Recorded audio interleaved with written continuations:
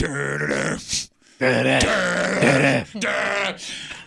It's a Monday morning. You're hanging out in the break room. Rochester's Classic Rock 96.5 WCMF. How's it going, buddy? Pretty good, buddy. What's going on, female buddy? Doing good, buddy. This morning, It was yesterday, too. Just nasty. 44 degrees right now. It is raining. It's going to be raining all morning. We have a high of 50. So enjoy that. By the way, that 44 is going to go down before we go back up again. How far down does it go? Down to 42. I'm going to be nice today because I'm Is that the exhausted. lowest it could go? It's as far low as it could go. It's 42 That's degrees. it. Yep. Wow. Okay. Yep. Which is not as low as it's done. Nope, not going to do it. Not going to do it. What's the matter? Nothing. It is a football Monday. Oh, boy. Bills Jets tonight live right here on 96.5 WCMF. Pregame will be on for your ride home from work unless you are not working because it is Columbus Day or Indigenous Peoples Day or whatever day. Yeah. Right? So either go have some chicken parm or some corn. Of maize, as they called it? Yes. I don't know. No, man. that's right. I remember the ad. I wasn't in school for Indigenous Peoples Day, so I didn't get that unit of like things I should have learned. So speaking, and we'll get to all the football stuff throughout the day. We got Tommy's picks. We got our experts coming in just after 9 Oh, the o'clock. boys are coming in? They are coming in. They are coming in. But I want to start with a ride home yesterday. Right home from what? Well, my daughter, she is still currently in Pittsburgh with my wife and other daughter. Hockey tournament this week. Extended weekend. Jesus. That's right, yeah. So I took her up Friday. They did. I came home yesterday to do the show today. And I'm driving through Buffalo from Pittsburgh. Yeah. And I've driven past this 1,000 times, but it wasn't until yesterday I realized something. What's that? So you're familiar with the town of Hamburg? Kind of. On the opposite side of Buffalo. Yeah. You know, okay. So You got the big old water tower. they got a big water tower, and it says Hamburg on it. And it is shaped like a hamburger. Yes. Cute. But it's not painted. Did it used to be painted like a hamburger? No, okay, we'll get to this. Okay. So stay with me. Okay. So it says it's blue and it's all beat up and old looking, and it just says Town of Hamburg on it. And I'm looking at this thing in the rain as I'm driving home, and I got mad. Why? If you live in a town named Hamburg and you have a hamburger-shaped water tower that isn't really serving any function anymore, why are you not painting that water tower like a hamburger? Oh. How do you have a water-shaped or hamburger-shaped water tower in the town of Hamburg and you don't paint it like a water tower? Oh. Or paint it like a hamburger. So, that being said, I had tweeted that out because it's a brilliant thought on my part. Yeah. So I threw that out on Twitter yesterday. And a guy named Mark. Did you get schooled? Well, I wasn't schooled. It turns out that some people in Hamburg were thinking like me. Oh. And it wasn't that long ago. Coming out of the pandemic, a groundswell of support came for painting the Hamburg water tower People like a have a hamburger. little too Into a much burger. time on their hands. So much time, in fact, that there are renderings of what it would maybe look that's like. what I saw. That looks And pretty cool. They also have a cost. How much would it It's probably cost? Yes. pretty expensive. So the town actually looked into this, and it would cost between $352,000 Pass. and $454,000 to Knock the goddamn turn thing down. the water tower into a hamburger. So do they still use water towers, or are they like obsolete? 252 WCMF 252-9263. They are around. I thought they were obsolete. I thought too, like they just left them up there till they crumble. Because like that Rochester Colonial one off of 490, Yeah. it just turned into an advertisement forever and ever. I assume that was empty. Yeah. I mean, I would imagine it costs a lot to take them down, but you also have to maintain them. Maybe they are still using them. Because like if you don't take care of it, it's going to eventually fall onto somebody. Right. Right? But they want $400,000 to paint the goddamn I gotta thing? hire artists to do it. Yeah, well, I would assume and so. the Artist, merch. it's a goddamn hamburger. It would be Somebody art. got planned it out and stuff. Every 6-year-old could draw a hamburger. It's, not a It good says yes, water towers are still used in upstate New York. Why? Because I thought the water comes in a water department. That's some tower. Well, yeah, the water department might be in charge Stank-ass of the tower. tower. It's not like the water department wouldn't have the water tower under No, control. I thought like the treatment plant, and they pump it to and your it house. could go up to the water. I don't know. I don't know how this stuff works, man. I don't either. I understand. I don't know how anything No, gets to that's my why house. I asked a question and you made a statement. Again, the difference between you and I What? is that I can admit I don't know things where you just start talking and making stuff. I'm pretty sure, probably. It is amazing to me What? when there are towns that have money-making ideas that they just let fall by the wayside. All right. Because if you're the town of Hamburg, How would you make money? You're not okay. Again, I'm trying to walk you through this. Here. All right. I'm trying to walk you through. You Costs ready? $400,000 to paint the damn thing. Okay. How does the town of Hamburg have a hamburger festival every year? Because they don't. I Because don't I've think never so. heard of it. No, they don't. I think it's actually like a very nice little quaint town. Like, you know what I mean? Like they may be too like fancy to do something like that. Oh, you think it's rich? Is Hamburg I, rich? I think like it is. Water tower looks like hell. It's all rusty. It's like one of the nicer suburbs of Buffalo. Okay, so then why not one weekend in the summertime do you not take like one of the little quaint main streets, flip it into a hamburger festival? It's the town I'm thinking of. Invite hamburger making places from all over the country. You bring in tourists. You paint the water tower like a hamburger. That would make you a fortune. All right. I would drive. Burger Fest. Yes, I would drive. Well, then we had to get your mom involved. I had an opportunity to do a mom joke, and I didn't take it. You blew it, baby. Much like your mom. I would drive to Hamburg, New York for a hamburger fest. No, you wouldn't. I absolutely Man, would. you're going to drive by like 1,000 hamburgers. But nobody gets jacked over a burger. Yeah, what?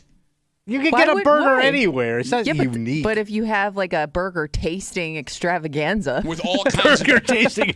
Well, you didn't mention extravaganza. Well, don't yeah, see I what- mean, if you have burgers from all over in one place. I don't see what you said is funny. You That's can a- only take a burger so far. Bro, I've driven past... False.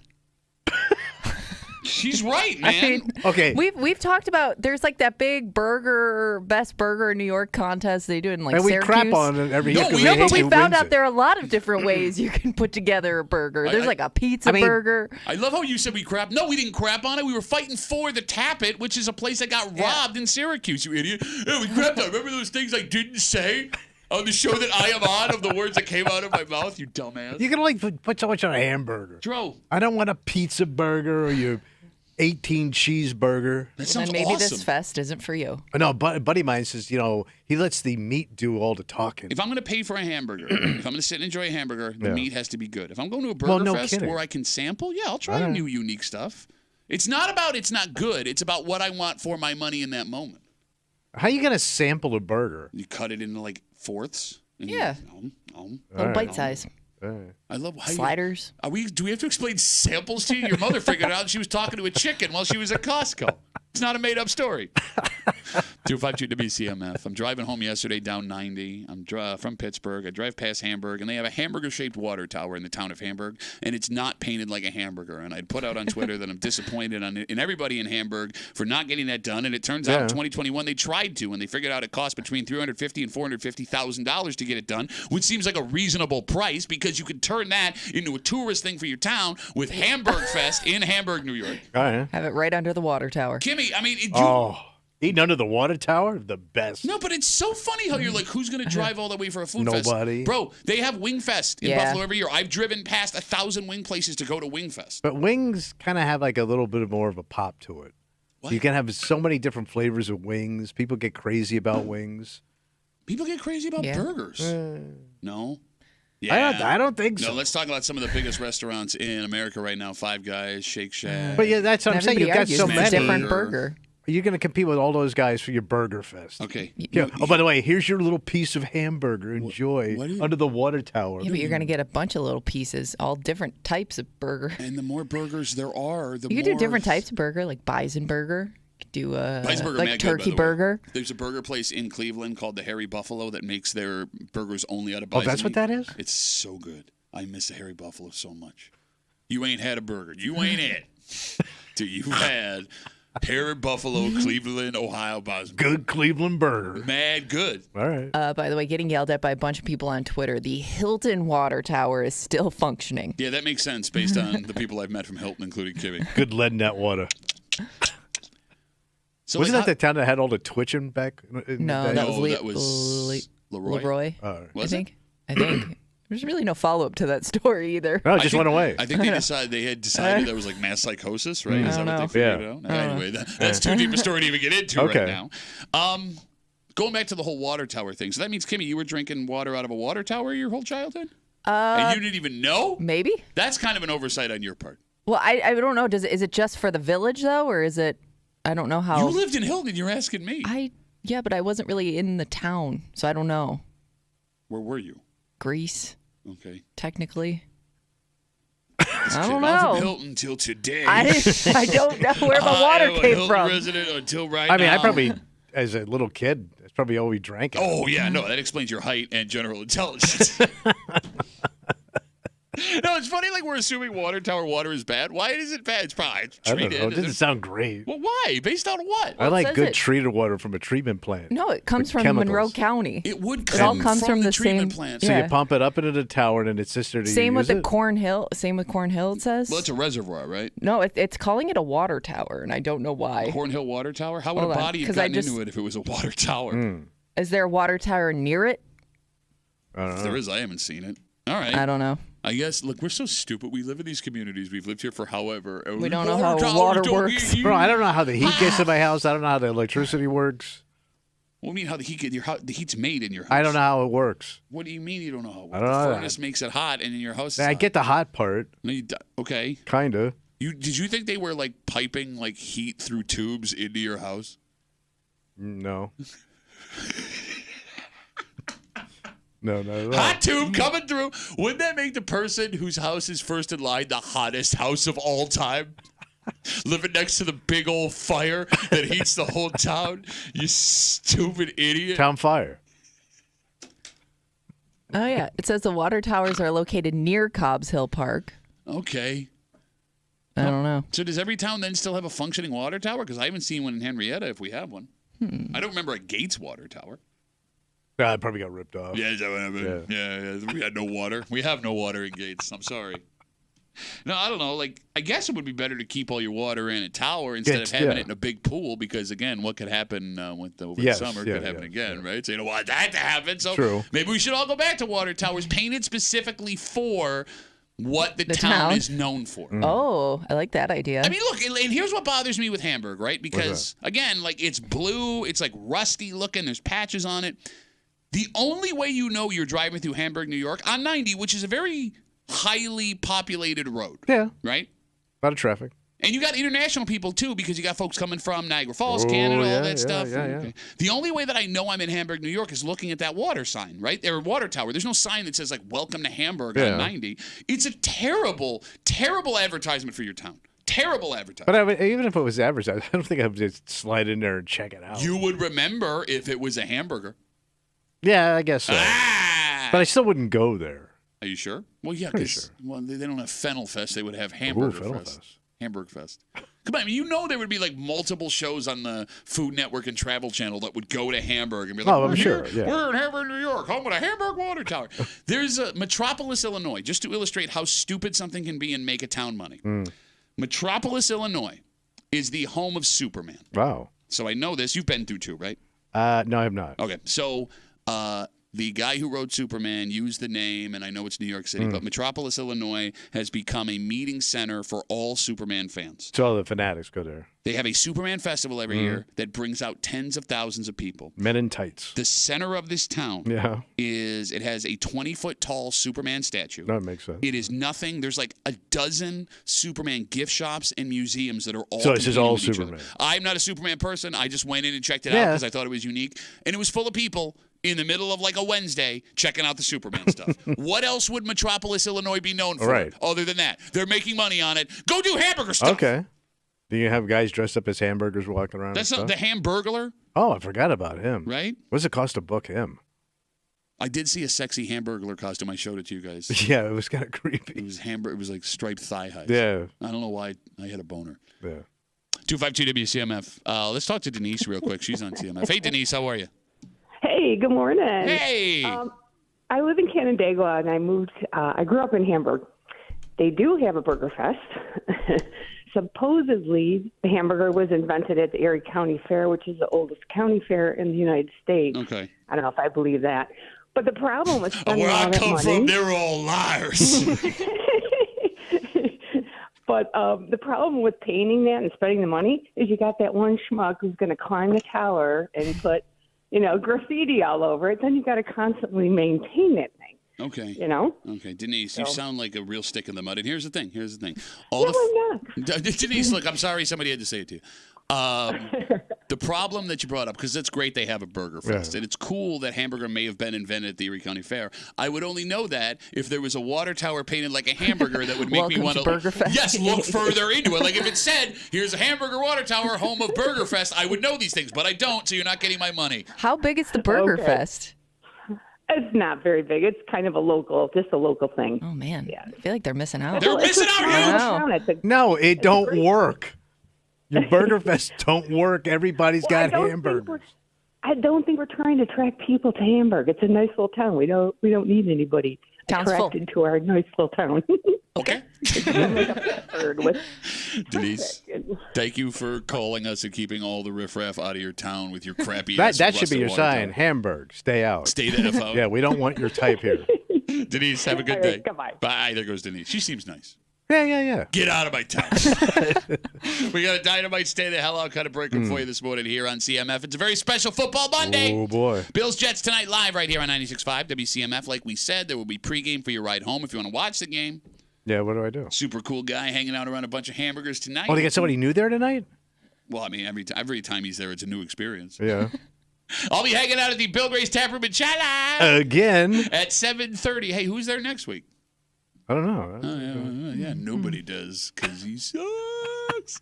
I'll see you tonight. Delicious food, fantastic drink. The Bill Gray's Tap Room in Chi for Bills Jets. I'll be there starting at 7:30 with your friends from CMF. Tommy's got his picks to make. Oh, boy. He has not hit on one in 14 days. He is on an 0 for 10 double golden sombrero So I'm run. due. Yeah, you were due last week. Now I'm double due. Is it possible that we could go 0 for 15? No. Possible. Okay. We'll find out after 7:45. Tommy tells it like it is. And our experts, Mike Danger and Ryan Duffy, coming in just after 9 o'clock to recap those picks here on a special Football Monday on CMF, plus a whole bunch more. But first, Tommy. Yeah. You know, there are some festivals that will just bust on you. Oh, yeah. For example, there were a bunch of people, thousands, tens of thousands of people expected to come into our area for the Eclipse a couple of months ago. Right. And it didn't really work out the way No, we it was thought. cloudy. It was crappy. Not great. But there were people that not only had a poor Eclipse experience because of the weather, What? but because they got ripped off. And one group of people has been made whole after the state stepped in. But, Kimmy, these weren't the only people that got I'd imagine ripped there were off. a lot of people that did. We'll get into the story next here in the break room on 96.5 WCMF.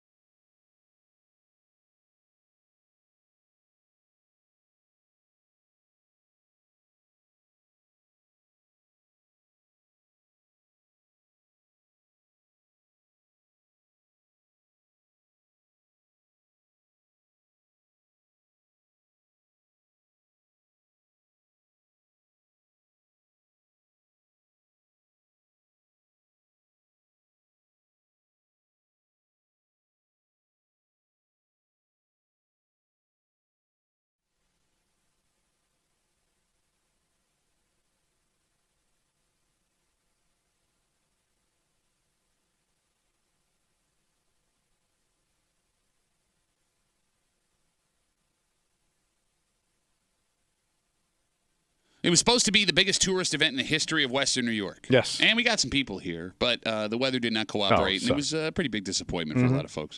Adding to the disappointment, there were also people that were straight up ripped off. How'd it get ripped off? We talked about this story. I'll recatch you with everything. And the state is making some of these people whole. But if I remember correctly, these weren't the only people that dealt with this kind of shenanigans right before the moon and the sun. The moon was supposed to make the sun disappear. Oh. You're hanging out in the break room. Rochester's Classic Rock, 96.5. WCMF. First off, we got your chance at $5,000 a day. $5,000. That's right. Winning is easy.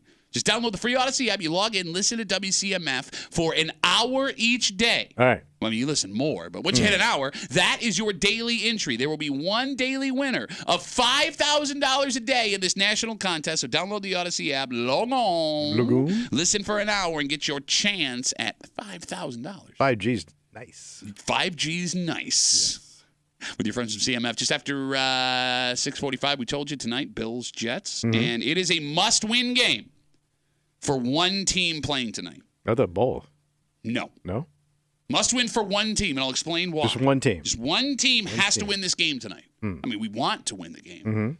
But I'll explain what I mean. Okay. Just after 6:45 here in the break room on CMF. So back during the Eclipse times, there was a story we talked about here on the show about some folks that were coming in from out of town. West of us, the Aloft Hotel between Buffalo and Rochester had taken reservations months in advance for people all over the world that wanted to come and stay for the Eclipse. And it's a hotel called Aloft? Aloft. I've stayed in one. It's like modern.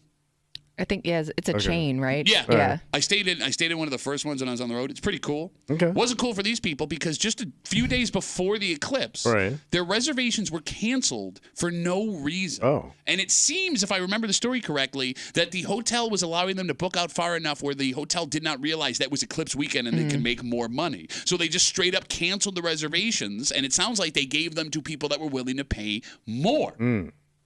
Those folks were furious because not only now did they not have a place to stay, they had to pay a substantially more amount of money. You got boned. Find somewhere to stay. And they were having trouble getting their money back initially from Aloft for the canceled reservations.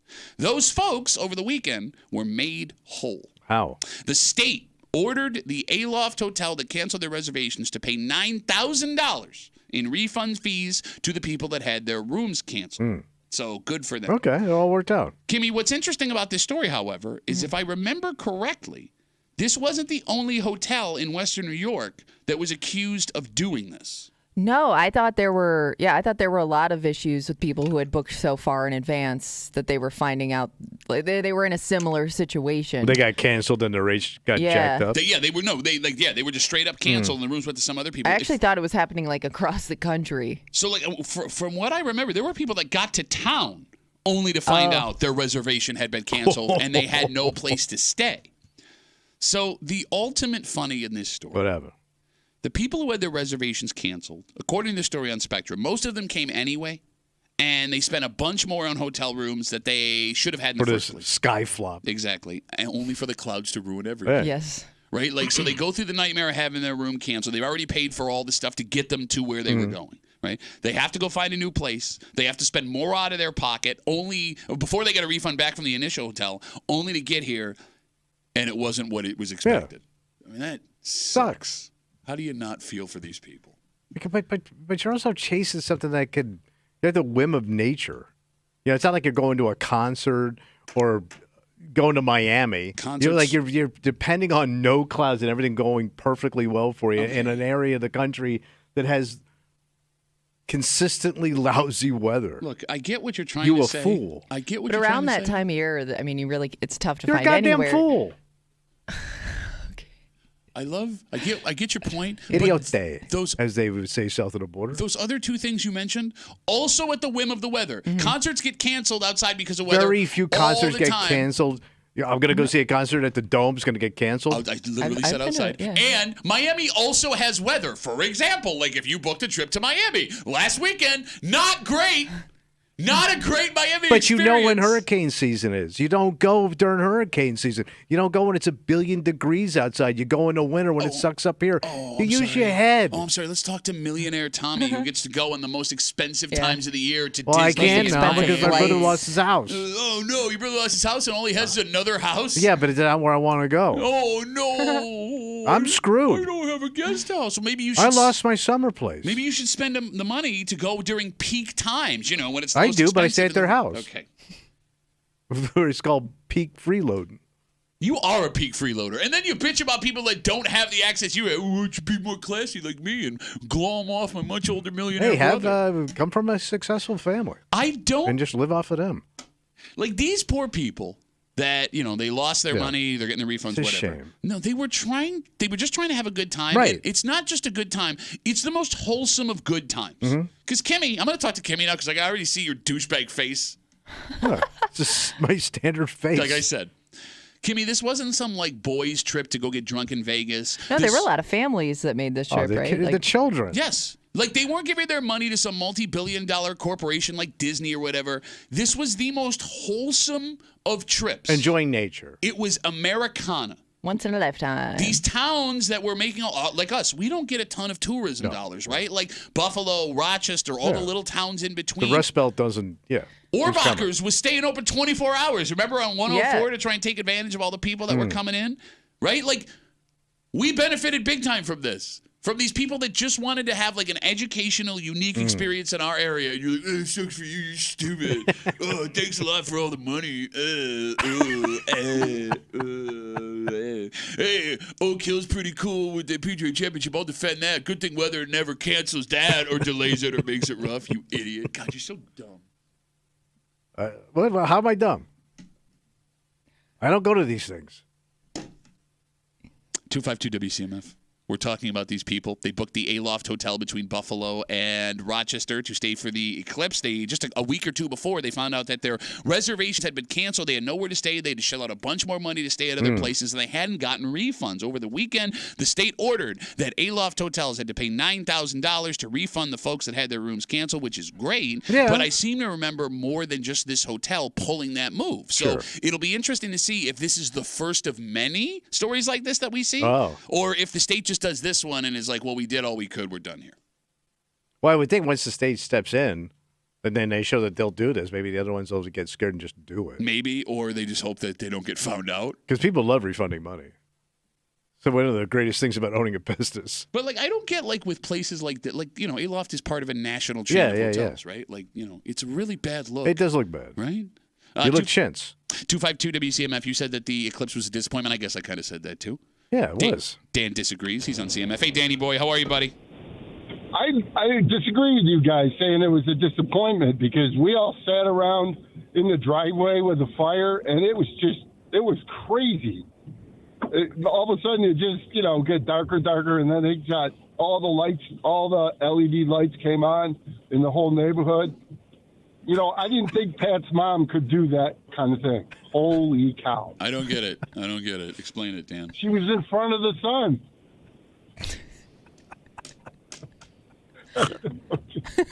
Are you laughing at your own joke? Are you laughing at your own joke? Dan laughing. Okay.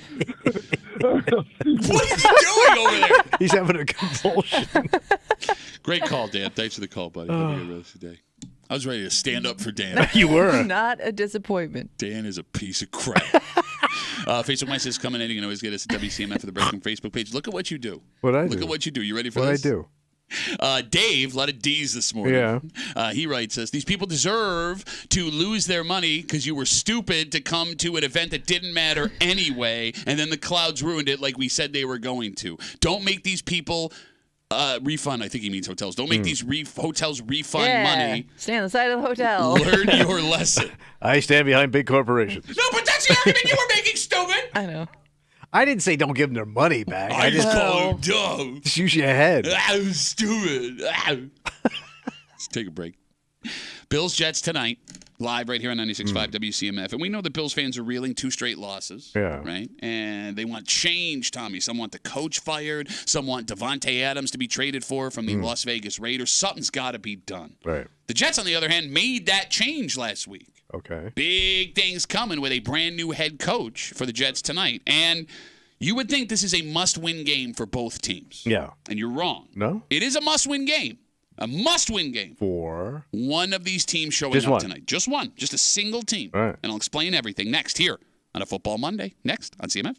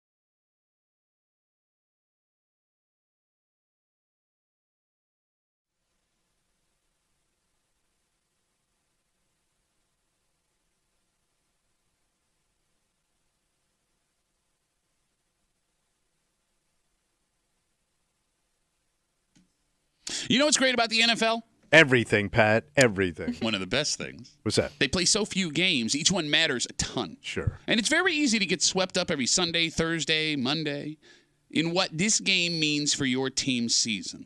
And this week is the perfect game to put a little perspective on the Bills so far. Because this game matters a ton. It matters a ton. How much?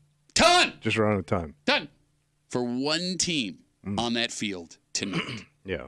You're hanging out in the break room, Rochester's Classic Rock 96.5. WCMF Bills Jets live to this evening on WCMF. If you want to watch the game, one really cool, hip, handsome guy. I'd like to go someplace where I could be entertained and good food. Oh, I got the perfect good spot. People. I got the perfect spot. Maybe some, funny boy up there. Running his mouth. I'm going to be hanging out at the Bill Gray's Tap Room at Chili. Yeah. Check.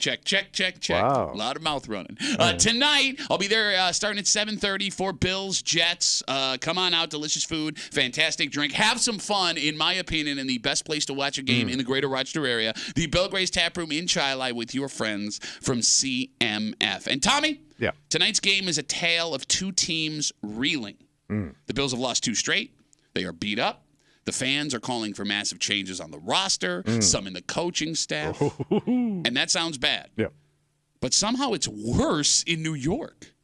Yeah, well, because they ain't got no coach. The Jets fired their head coach this week. It's the first time the Jets have fired a head coach in season since 1975. Wow. They also changed who's calling the offensive plays. Out is former Bills offensive coordinator Nathaniel Hackett. In is the passing game coordinator. What's the difference? Well, he's calling the plays now. Okay. He's no longer coordinating the passing game. Okay.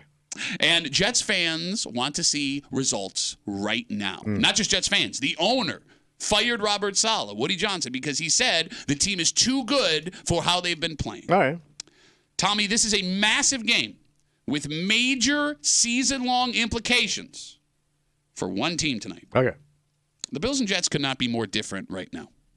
The Jets went out and spent a fortune on their roster. Yeah. They went and got Rodgers and all the guys that he wanted. All the superstars. They traded for defensive end Hassan Reddick, and he has yet to play a game for them because he won't agree to a new contract. Their roster was put together last year and this year to win a Super Bowl. And, Tommy, if they don't win a Super Bowl this year, this whole thing could be blown up by the end of the season. Then Rodgers is done. He could be. It's very possible. The Jets are in win-now mode, and they're a game under 500 with a brand-new coaching staff tonight. The Bills, on the other hand, are built for the long haul. All right. They shed salary in the offseason. Their key pieces are all draft picks at one point made by this team. And the Bills have hit a rough patch. But you can argue, Kimmy, that's thanks to major injuries. And until Baltimore, doesn't help. They were playing ball that no one imagined that they'd be playing in August. All right. The phone number is 252-WCMF, 252-9263. This game has big-time implications in this moment for the AFC East, Tommy. If the Bills win, they got a 2.5-game lead over New York, maybe even the division. Nice. If the Bills lose, you're in second place and a half a game behind the Jets. And that sucks. Yeah. You don't want to be in second. Yeah. But that only matters this week for the Bills. Everything else is a disaster for the Jets. If the Jets lose this game, life becomes super hard. You then have 11 games to make up 2.5 on the Bills. The media is going to torch them, especially in New York. I thought New York was kind of nice to people. Are they nice to people? Yeah.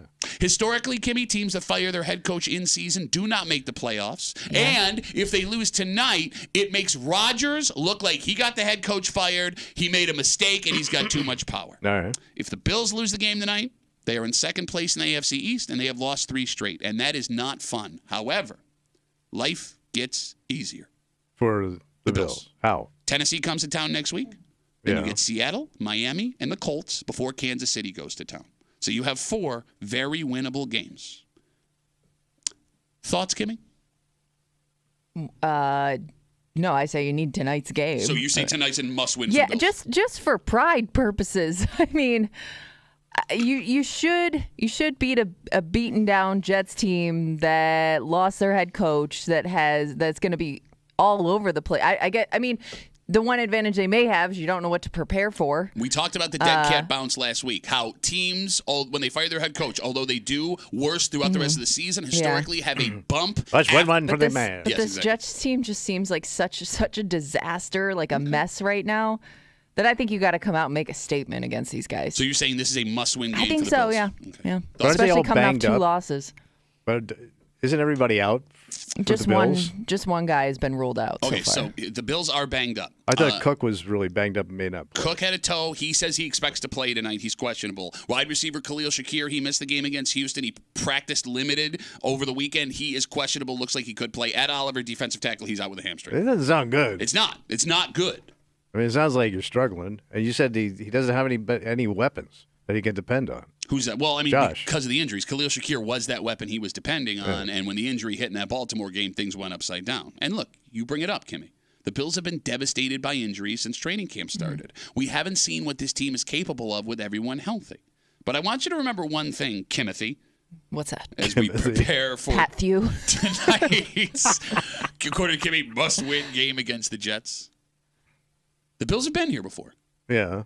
They've got 4 straight AFC East titles. They made the playoffs 6 of the last 7 years, and they have an insanely good record over the last 8 games of every You're right. season they've You're played right. under But Sean isn't McDermott. it just so embarrassing to lose to the Jets? It's just so embarrassing. Again, and they in have prime your time. number every time. You know what I mean?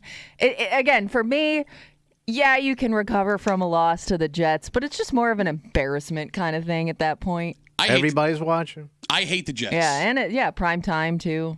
I'm with you. I hate the Jets, and I don't want to lose to the Jets and Aaron Rodgers. And if we do lose tonight, it won't be fun, and folks will be disappointed. And again, there will be all of this extreme talk. But, you know, there are some teams that just have other teams' numbers for whatever reason. Miami, as talented as they are on paper, cannot beat Sean McDermott and Josh Allen. It just doesn't happen. And no matter who the head coach is or the players are in New York, whenever the Bills go to the Meadowlands, it's a nightmare every single time. It just seems like one of those things where, for some reason, they have the mojo where they've got this offense figured out and they can stop it. All right. Wait, do you think tonight's a must-win game for the Bills? I'm with Kenny. Come on, man. Kenny, you're come on, just man. wasting I have this numbers kid's. in history, and you got, come on, You're man. just wasting this kid's talent. Okay. Like, again, even let's say they lose tonight and they run the table for the next couple weeks, and then Kansas City, they can't get past Kansas City. They beat Kansas City But they in the never regular they never season. beat Kansas City when it matters. Who does? Nobody. That's my point. But you got Josh Allen, so you should be able to beat Kansas City. Baltimore's with Josh got Allen. Lamar Jackson, two-time I know, MVP. They I haven't been know. able to do it. Joe Burrow did it one time, and they lost in the Super Bowl in the playoffs. But until you figure this out, it's just like we're going to get to this roadblock. But, like, that's what and I mean. the bridge is out. But, like, there's been this argument over the last couple of weeks. The bridge is out. Wow, the bridge is out. At my hotel that I paid for is on the other side of the bridge, right? They won't give me a refund, and that's what you get I'm for coming screwed. for an Eclipse. It's cloudy out. If the argument is that this team should be blown up because they can't get past the Chiefs, I well, didn't then say every blown up. other team should be blown up because nobody else is doing it. But you got this phenomenal talent Yes. that it just seems like it just doesn't go anywhere in the end. They've In won. the end. In the end. Bro, In the there's- end, where it matters. There's a team that wins a Super Bowl every year. I know. A team. There's an unbelievable amount. There's I a know, good it's very 10. tough. Wins are tough. There are 10 teams in the NFL that you can make an argument could win a Super Bowl right now. The Lions looked unstoppable last night. Yeah. San Francisco the last couple of years, although they're struggling, right? Baltimore's one of them. Very good. And none of them have won a Super Bowl. I know, but you don't even get there. Okay. I don't. I got a buddy who has a whole shoebox full of money. He wants to spend and he can't. Look, I would love to spend my shoebox money. But I'm the one with the shoebox money telling you, take a breath, man. Take a breath. All right. Because I'm not patient. there is a sentence that has been uttered What's that? since the moment Sean McDermott walked through the doors in Orchard Park. You remember this sentence, Tommy? I forgot it. Trust the process. Okay. It's been a long process, though. Yeah, remember where we were? Yeah. Oh, you said, man, way better, but nobody's satisfied. Put your faith in the leaders of this team, in the guys with the headsets, in the folks in the front office, because there is a process. And the Jets, as the opponent this week, makes that all the more clear. Because the Jets just took a bunch of overpriced talent, threw it in a room, and said, go! Yeah. And they gave way too much power to one person in Aaron Rodgers, and it has killed them. These two teams tonight, the Bills and the Jets, are the opposite of one another. And over the last 7 years, it has showed big time. Big time. Would you rather be the Jets or the Bills right now? Oh, I'd rather be the Bills for sure. I mean, the Jets obviously have some issues they got to work out. If the Jets win tonight, would you Yeah. rather be the Jets or the Bills? I'd still take the Bills. Okay. But That again, shows you it's a must-win I game. told you it's one of those things where it's more of a I don't want to be embarrassed kind of thing. And I don't want to tune into a process. Tonight, Check out Sean McDermott's process. It's been a process. I know, but that's what I'm tuning in for. Like, here's what I love about I you. want to win. I want to be entertained. Maybe a couple of beer ads. Kimmy and I. And a Generac generator. Kimmy and I are, like most people in Western New York, diehard Bills fans. And it's great that we have someone like you in this room because you I want a show. Are an unappreciative, loud, stupid dick. I am a selfish person. Exactly. When I turn on that TV, I want what I want. Mm-hmm. My hard-earned money pays for that cable TV, and I want what I want when I want. Your wife's hard-earned money paid for that cable Somebody's TV. money goes to that cable account. I think what happens too is there's this, you got Kansas City that you've been watching for years, just nonstop. Get there every time it feels like, and you're just kind of waiting for the Bills to have those same kind of that same kind of dominance, those same kind of because it feels like they should, Jessica. They've had the talent.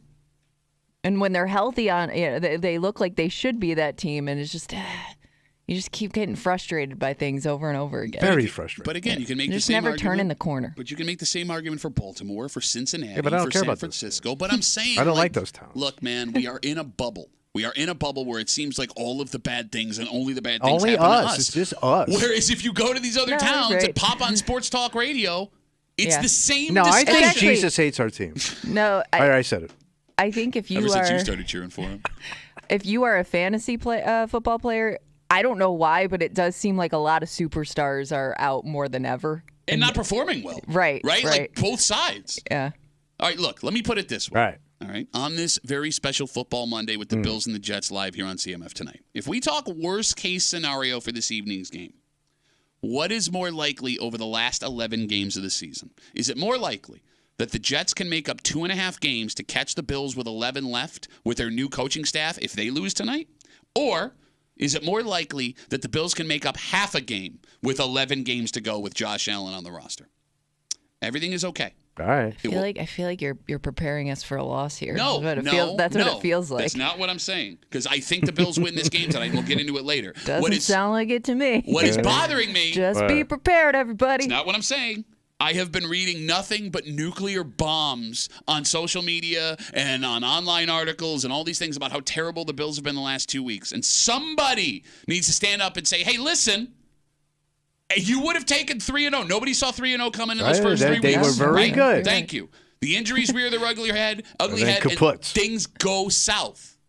But, like, you almost beat that Texans team with nobody. Yeah. With nobody. All right. You were a 59-yard field goal away from going in overtime with that team. Like, get out of my face right now. Have we become that spoiled fan base all of a sudden? No. Have we? It's fun being spoiled. I don't think we're spoiled. We're not spoiled? Spoiled's fun. I'd rather be spoiled.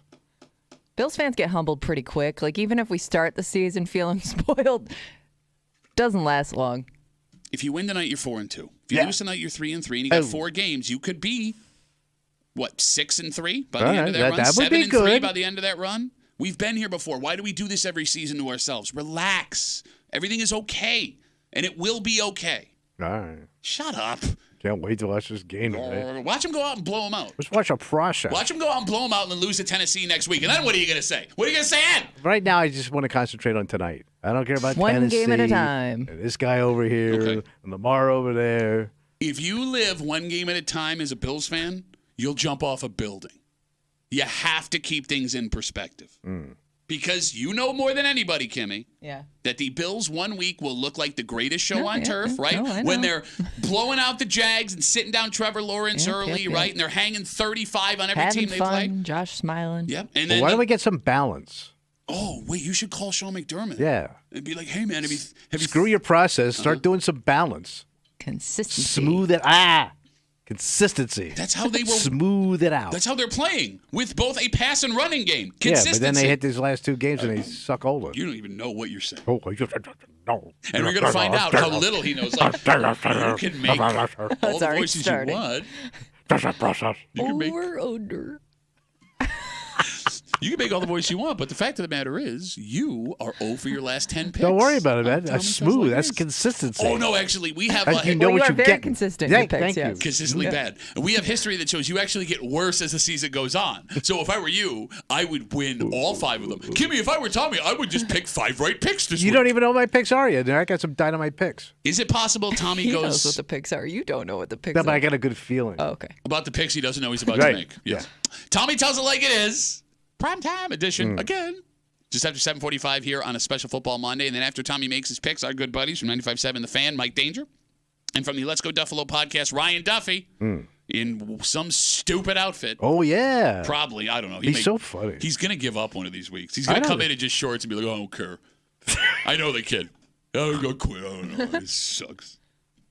All of that on a special Football Monday here in the break room on CMF. Tommy. Yeah, buddy. Rochester's a town of history. Oh, yeah. We've been around a long time. And there are 2 businesses that are getting major accreditations for the state from the state of New York for the history they have where they make their money. Wow.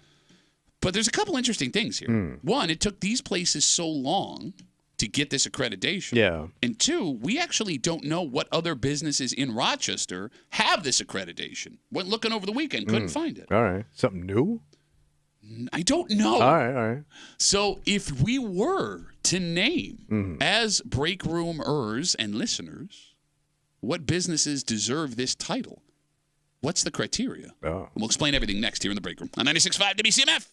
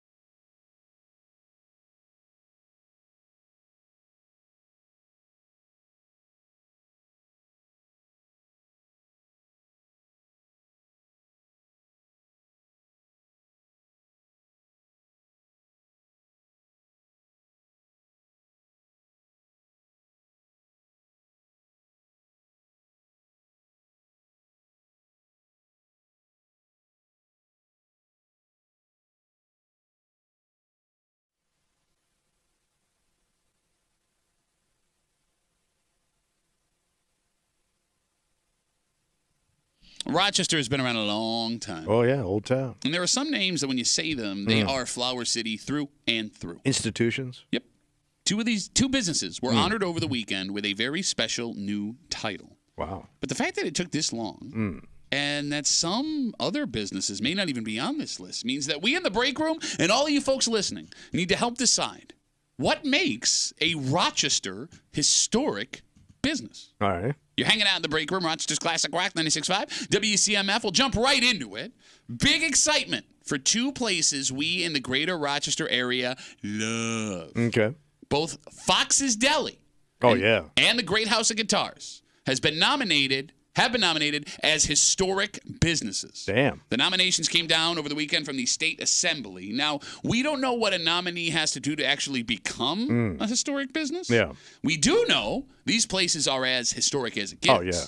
Fox's has been open since 1943.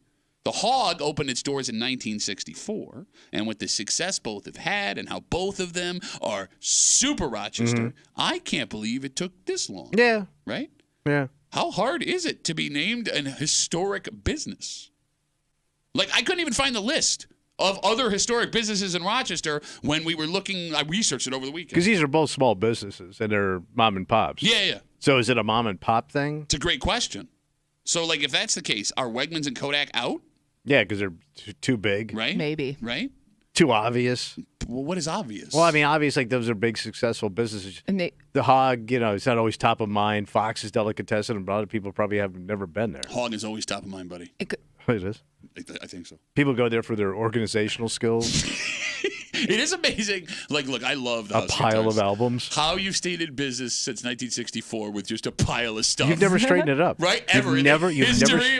adds to the charm. It does.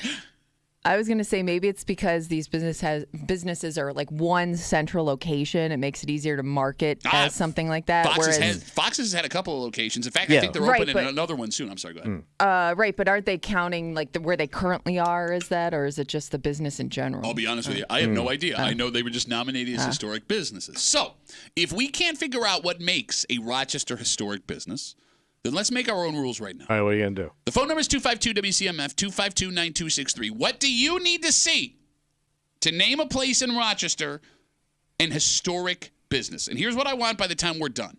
Don't say it now, all of y'all.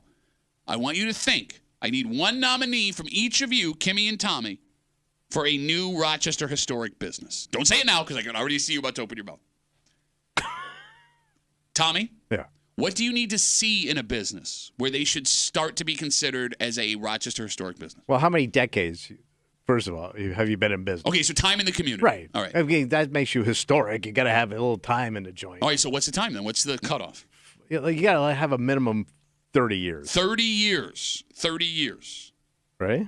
Okay, well, let's put it 3 this decades. All right, well, 3 decades is a long time, Right. but it's also shorter than you think. But you've had a good run. Okay, Right. yeah, but 40 years, I think, is the minimum. All right. Because that would mean 2 generations will have existed. Yeah, it's been passed down. Yes, and only knowing that place is open. Do you get what I'm saying? Yeah. Like, if something was made 40 years ago, All right. everyone under 35 only remembers that place existed. Do you get what I'm saying? Yeah. Okay, We so- got a ton of those joints. I think there's fewer I than... mean, that have had a hell of a run that are, like, known. Okay.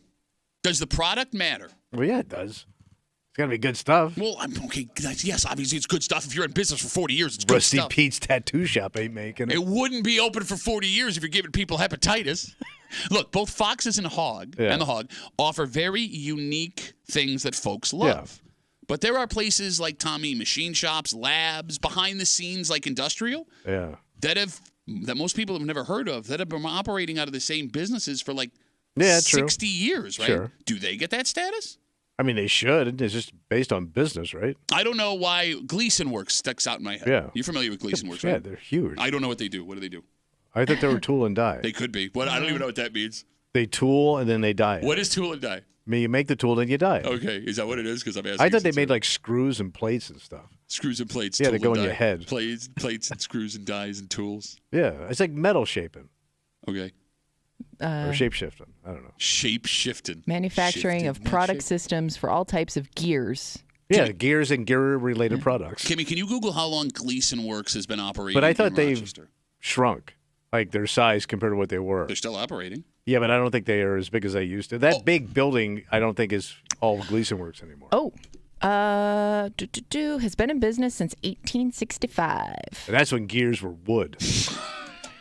So should Gleason Works be a historic business? I would think so. Come on, man. You've never bought a single thing from Gleason Works? No, but you probably use things that had Gleason Works products in them. But there's, all right, so like Fox's Deli and Gleason Works are the same thing? No, but they're successful but they don't have businesses. to be. Okay. Yeah. I think it's just based on success, right? Yeah.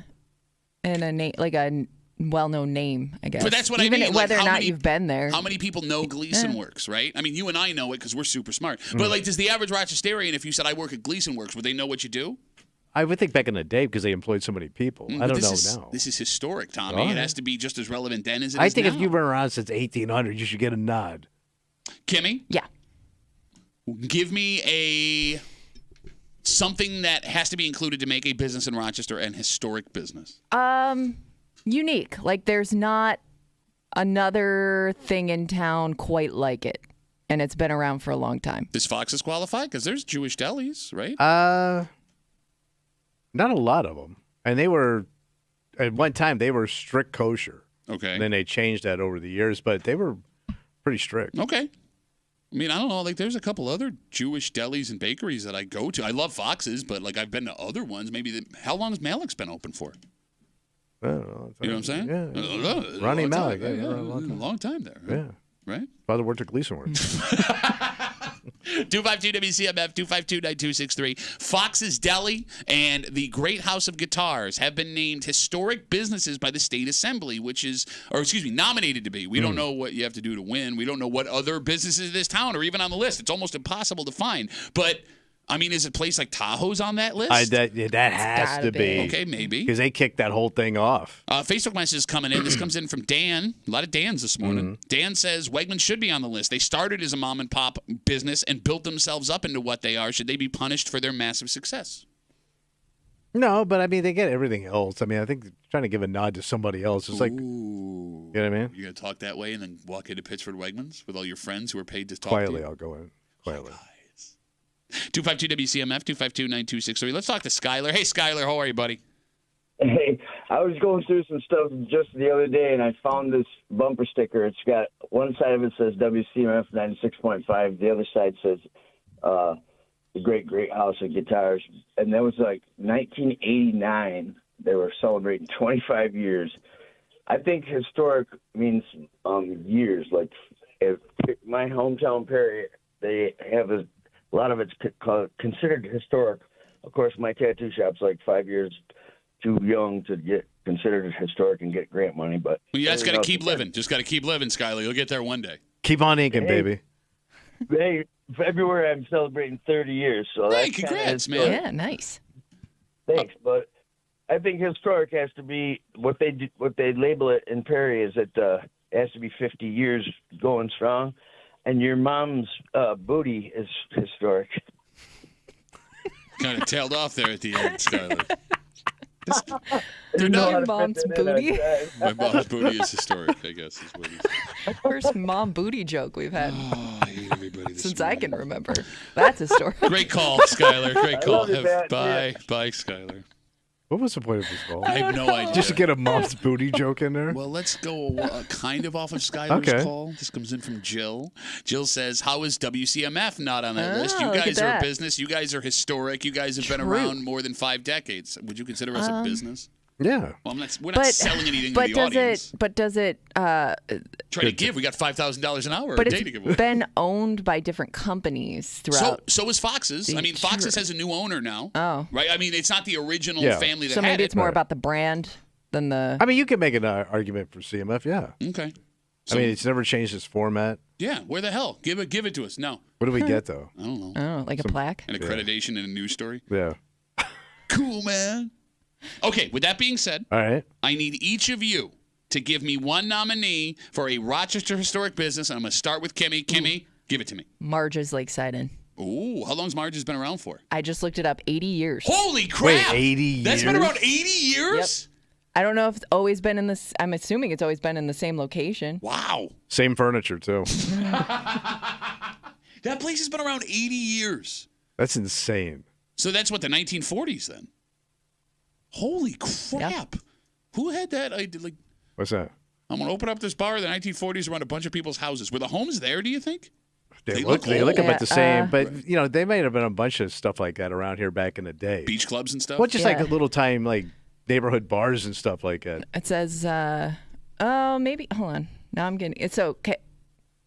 The current location opened October 1st, 1960. Still So I don't know if that maybe they Swinging had, 60s, baby. I don't know what number I saw before, but. Players Club. Either way.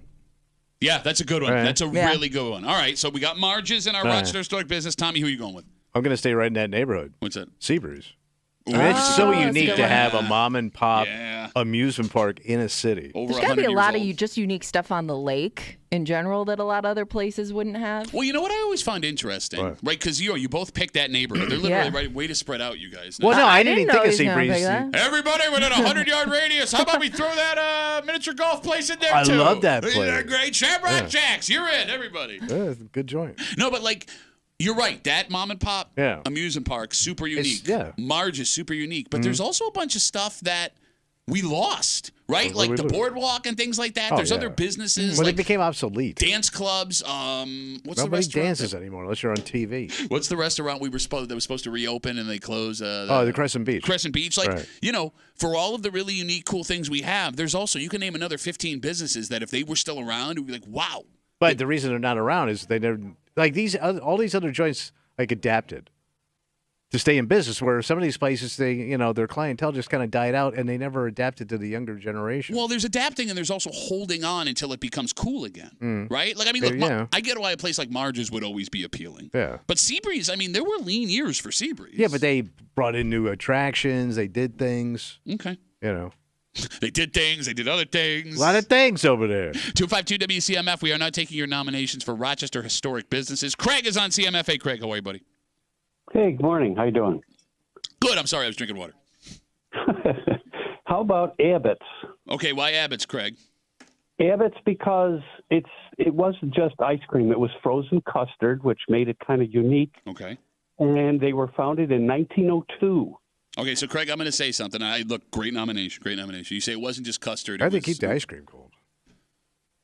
That big pipe that keeps all the cold, like the warm, that goes into your house. They have refrigeration back then. They had refrigeration in 1902. They had a block of ice. That's called refrigeration. The Italians had to bring it to you. Okay. Craig, like you said, it was custard, not just ice cream. Was everything ice cream or was everything custard back in the day? Like, what was more common? I wasn't around in 1902, so I don't know. But well, then your point is invalid, Craig. I don't know. I think they're kind of unique. Have you ever been down in Charlotte on a summer day? There were other places that sold ice cream in the area, but everybody lined up at Abbott. No, I'm with you, man. That was something you had to do, right? Yeah, no, you're right. You're right. You're absolutely right. And that location is super unique and historic. And Abbott's does a good job. Craig, thanks for the call, buddy. I really appreciate it. Abbott's does a really good job of leaning into the history of it. So is that the original location, the one by the beach? That's a good question. Like the original joint? Yeah. I don't know. There's a lot we don't know. There's a lot we should know. Phil, there's another joint up there. What's that? Mr. Dominic's. Oh, yeah. That place has got to be 50, 60 years old. Well, because mine was going to be either Agatina's or Red Fideli's, one of those two places. Well, you could make an argument for all three. Yeah, but who's been around the longest? If we had to pick one, do you go by... I would think Mr. Dominic's has got to be around forever. I would have thought so, too, but Red's also has been around forever and ever and ever. But he's moved around. Well, that's... Okay, does that... You're going to take his title away? I would go with who's the shortest owner. And that might be Red Fidel. Well, I don't know. Well, I haven't seen Mr. Dominic. I don't know how I don't think he's a tall dude. No? I mean, I don't know if he's still... I don't even know if he's still around. Guy. What are you talking about? I mean, I don't know if the guy's still around. Okay, we are going into a really dangerous, dark spot here that's going to bite us in the ass. I don't know if he's still around. Mr. Dominic go, what the hell is wrong with you? Mr. Dominic's opened in 1975. What were the other? Or you wanted to look at Reds. Because he used to be at the Deerfield Country Club, but then he had his own place. He used to be at the Deerfield Country Club. Well, he used to do comedy. Over there at the Deerfield Country That's what comedy was. Comedy. 1976. Oh, we got an Italian off happening on Columbus Day. Agatina's. I think Agatina's is the latest one. I want to say they were late 80s. Really? Yeah, I know. It's a With staple. that wallpaper? 1984. Damn. 84. All right, so you got 75, 76, and 84. So Dominic's wins. I think the food is all just as good interchangeable. Yeah, it's all, You know what I mean? Like, they all do... It's like Italian comfort food. And they all do, like, really good stuff in general, but they all have, like, the thing that they're known for. Oh. Yeah. So you going with Dominic's or Reds? Kimmy, how about you? Oh, my God. I mean, I guess Dominic's is a more unique location. Yeah, I think Okay. you got to go You're Dominic. kind of in that district where a lot of that stuff, I feel like especially being near Abbott's and stuff, kind of helps. And Red didn't put his pasta in a cup, so he might have fallen behind. You know what I'm saying? True. Home of pasta in a cup. By the way, we're getting a ton of arguments for Italian. Chris writes us Rocky's Italian restaurant. Oh, Does yeah, that that's take- old school. That's got to be the oldest. Yeah, if we're gonna pick one Italian place, it might have to be Rocky's. Because I think that's like pre-war. That opened in 1949. That's post-war. So, yeah. By the way, everything is pre-war because there's I know. always wars. Well, I didn't say what war. Yeah. 1949. 252 WCMF 252-9263. Let's talk to Ben. Hey, Ben, what's going on, buddy? Not much. How you guys doing? Good, buddy. Good to hear from you. So I got two. One's in the city and one's outside the city. Like, go nuts. All right. So since 1932, or Bakers, not or Bakers, has been there. And then in the city, how about the Rochester Red Wings? Because they were originally founded, I think, in like the sometime in the 19 teens or something. I forget The exactly. 19 teens? Can you count a baseball team as a business? And they've moved. They have I would moved. say yes, but I think once, because they were over on Clinton originally. Yeah, the old Silver Stadium. Yeah. Yeah. Fun fact, it was built by the St. Louis Cardinals, and it was like over, I think, $200,000. So there you go. Okay. There's your fun fact of the day. All right. Ben, thanks. Any more fun facts, just feel free to call us back with them, okay? Okay, I will do. All right, there you go. Can we count a baseball team as an historic business? I mean, I guess.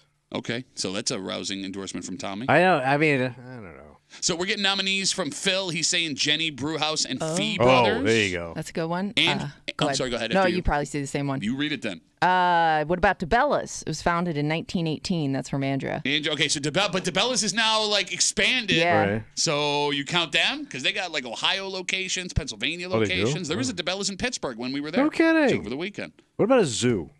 Why was that zoo been there? Okay, but there's zoos everywhere. Yeah, every town has a zoo. No, but we might have a super old one. Is Because there we're an one? old town. We might have one of the older zoos in the country. I mean, I'm sure zoos go way, way back. Like to like Roman times. Yeah. You know, Roman zoo. Yeah, there are. Where do you think they Bro, get the they're lions? outside. The lions are all over the place. There You just walk weren't- outside and we're eating Christians all over. Lions aren't native to Rome, you idiot. No, but they brought them in like dogs. No, they didn't. Lions walked around Rome. No, they didn't. How do you know? 'Cause, I've seen pictures. Of lions just walking around Yeah. the city Well, of people Rome. were running. Okay. Try running in sandals. The Philadelphia Zoo is the oldest zoo in the United States. That was opened in 1874. Wow, that's actually later than I That thought I it would have. think. I was waiting to hear 1874 Yeah. for like the Seneca Park Zoo. All right, we'll count the zoo. Fine. Shut No, up. I don't know. I don't we're know out of how time. old it No, is. you know what? We're out of time. We're counting the zoo. Zoo's in. Zoo took over Red Spot. What about You feel good? colleges? We got to have some old colleges. College isn't a business. Damn, the Seneca Park Zoo opened in 1894. Damn, just after Philly? Yeah. Take that, Eagles. Look at that. Yeah. All right. All right, count him. Zoo's in. We got to move. Zoo's in. Everybody, we got to move on. Thank you for the calls. I really appreciate it. This is a headline that makes you think it's a good story. Okay. And it could be. This could be great news, keeping kids safer and making activities like this less obnoxious. All right. But when it comes to kids doing things better, it's also possible that it's not actually getting better. Kids have just figured out a way to get around this. Damn. And we'll explain everything next on CMF.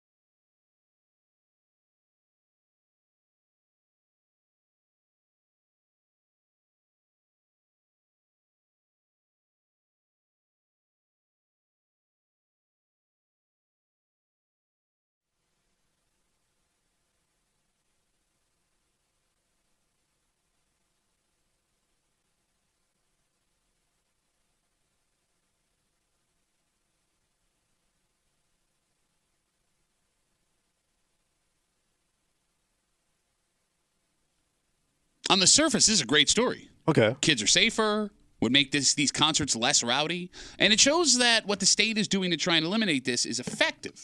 But sometimes with a story, you have to read between the lines. What's going on? Well, just because something isn't happening doesn't mean it's stopped. It can also mean that people have just gotten better at hiding it. Oh. You're hanging out in the break room, Rochester's Classic Rock 96.5, WCMF. First off, we got your chance to fall into $5,000 a day. $5,000. It's easy. You just download the free Odyssey app, log in, listen to WCMF for an hour minimum each day. You can listen longer. You should. I mean, so much good stuff. We're great. One of those people listening for an hour will be chosen in this national contest for $5,000. $5,000, Pat. Every single day. So download the Odyssey app and get making some money. Just after 7:45, it's a special Football Monday. Oh, yeah, buddy. Bills Jets tonight live on CMF. Tommy is 0 for his last 10 picks. It's remarkably statistically impressive. Will he go 0 for 15?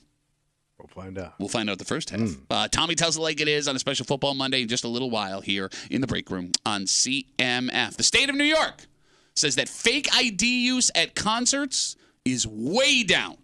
Oh. So we've talked the last couple of years. Kimmy, you remember this story. The efforts that the state has made to keep underage kids from using fake IDs at venues like CMAC, Darien Lake, etc., with BS licenses. And remember, when we first saw the numbers, our area, the Finger Lakes region, had by far the most underage kids getting caught with fake IDs. Okay. So this past year, the state caught 389 kids at concerts. And that sounds like a lot. Yeah. But that was down from 550 the year before. All right. So you got almost 200 less. And the Finger Lakes region, where we live, although still number one, wasn't even close to the head and shoulders we were above everybody else. So this is a good story, right? Right. Okay. Catching these punks. Well, it means one of two things. What? The positive part of this story would be the state has figured out a way to catch fake IDs, and they're keeping these kids safer, and they're making the concert watching experience better for everybody. However, all right, it's also possible there aren't actually fewer fake IDs.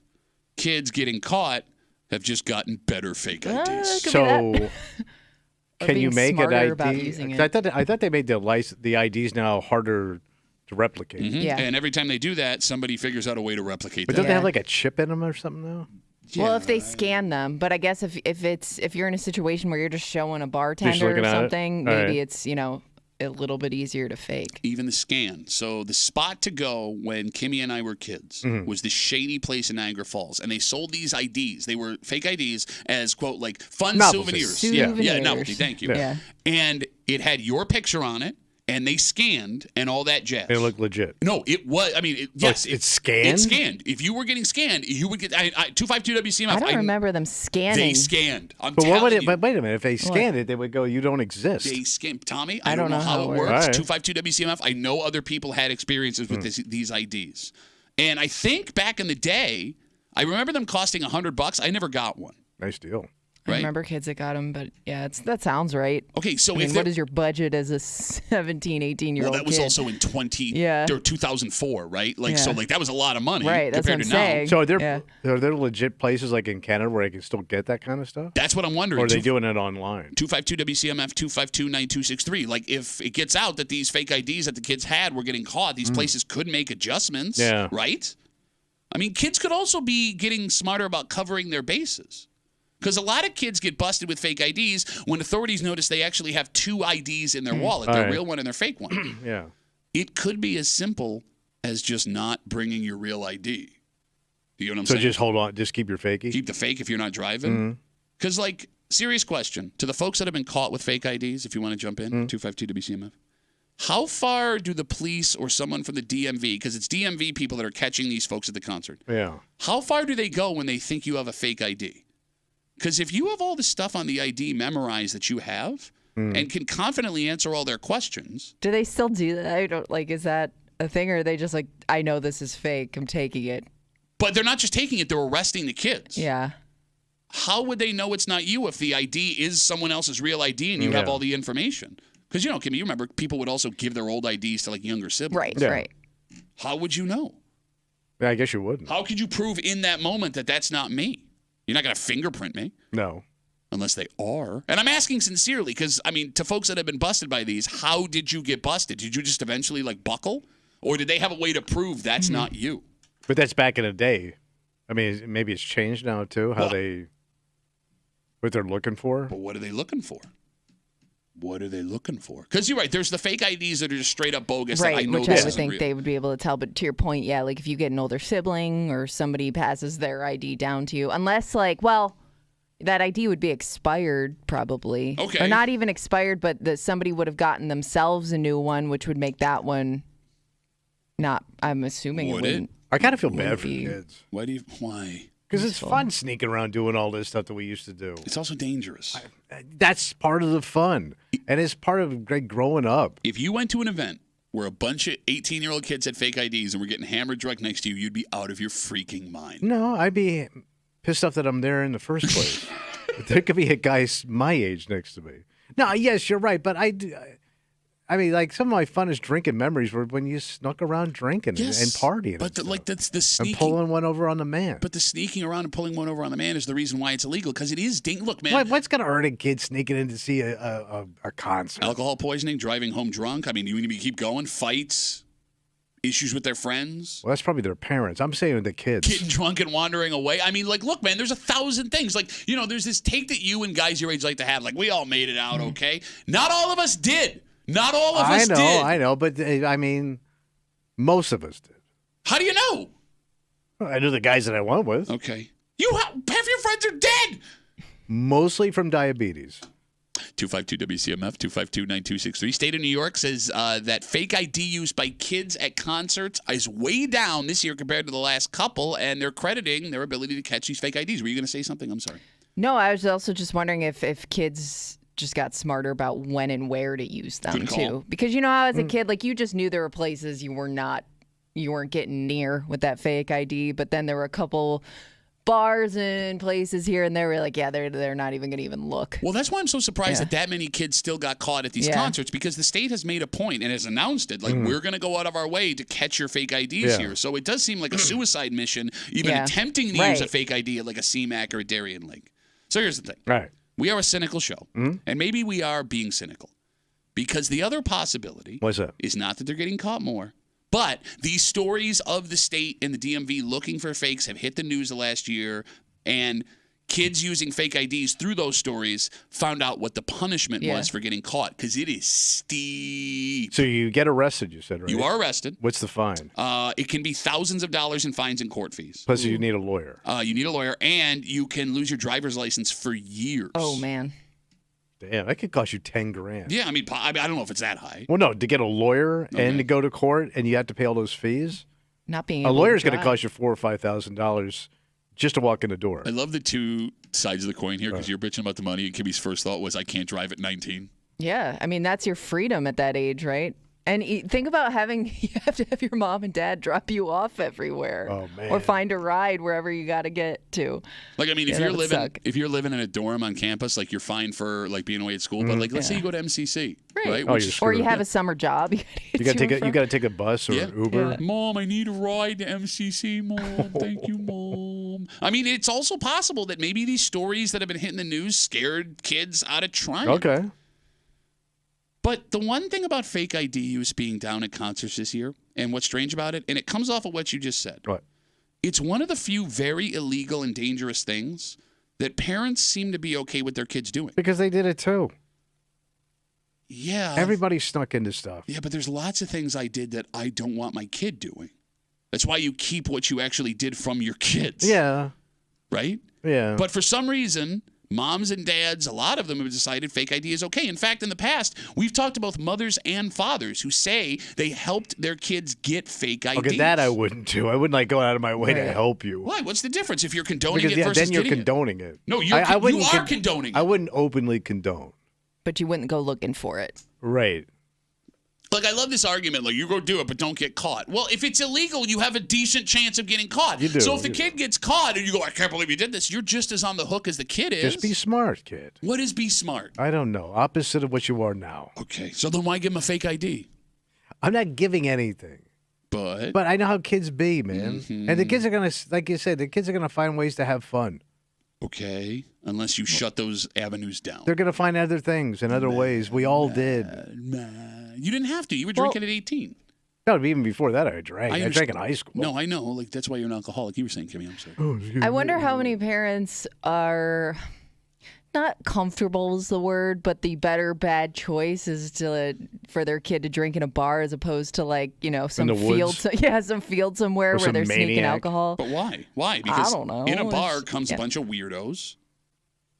Right? Like, I think it's a better. I think it's a better group of weirdos. Yeah, no, definitely. City weirdo, outside woods weirdo. Jimmy, think back to the clubs that all the kids went to at 18, 19, I'm thinking 20. like kids got way crazier at parties than they did going out.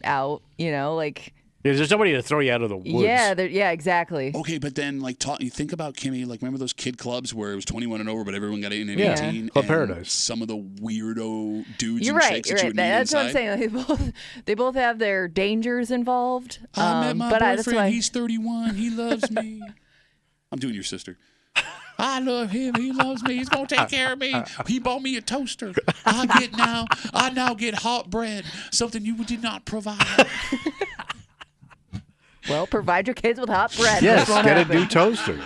But think of all those. I will say this though. I wonder if it seems like house parties that parents hosted has gone way down since the consequences went way up for parents. Oh yeah, no, I seemed to have worked. You're right. You're right. People getting really lit up for that. I can't think of.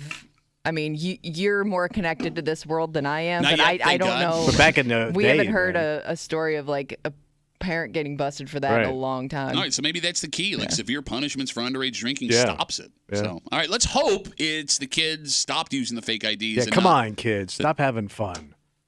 Let's take a break. You know who hasn't been having fun the last 2 weeks, Kimmy? I've Who's that? enjoyed myself. Tommy. What? I don't know, not he during seems this- like he's having a blast. Not during this segment, he's not. It's essential.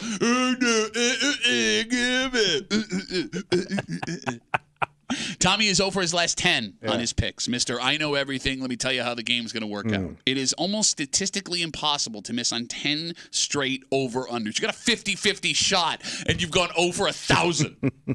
Now is your week to get back on track. All right. But again, this game is tough because we don't know what to expect from the Jets. Hell, with the injuries the Bills have, we So don't we know. don't even know who's playing tonight. No. Because Cook could be out. He is questionable. He says he plans on playing. Khalil Shakir, wide receiver, is questionable. He could go. Teron Johnson, who has not played since the second series of opening day, could be a go tonight. He's questionable. Well, how are we picking? Well, we just avoid using picks with them. All right. Maybe. It's a Tommy Does Like It Is prime time again edition. Next on a special Football Monday here at the Break Room on CMF.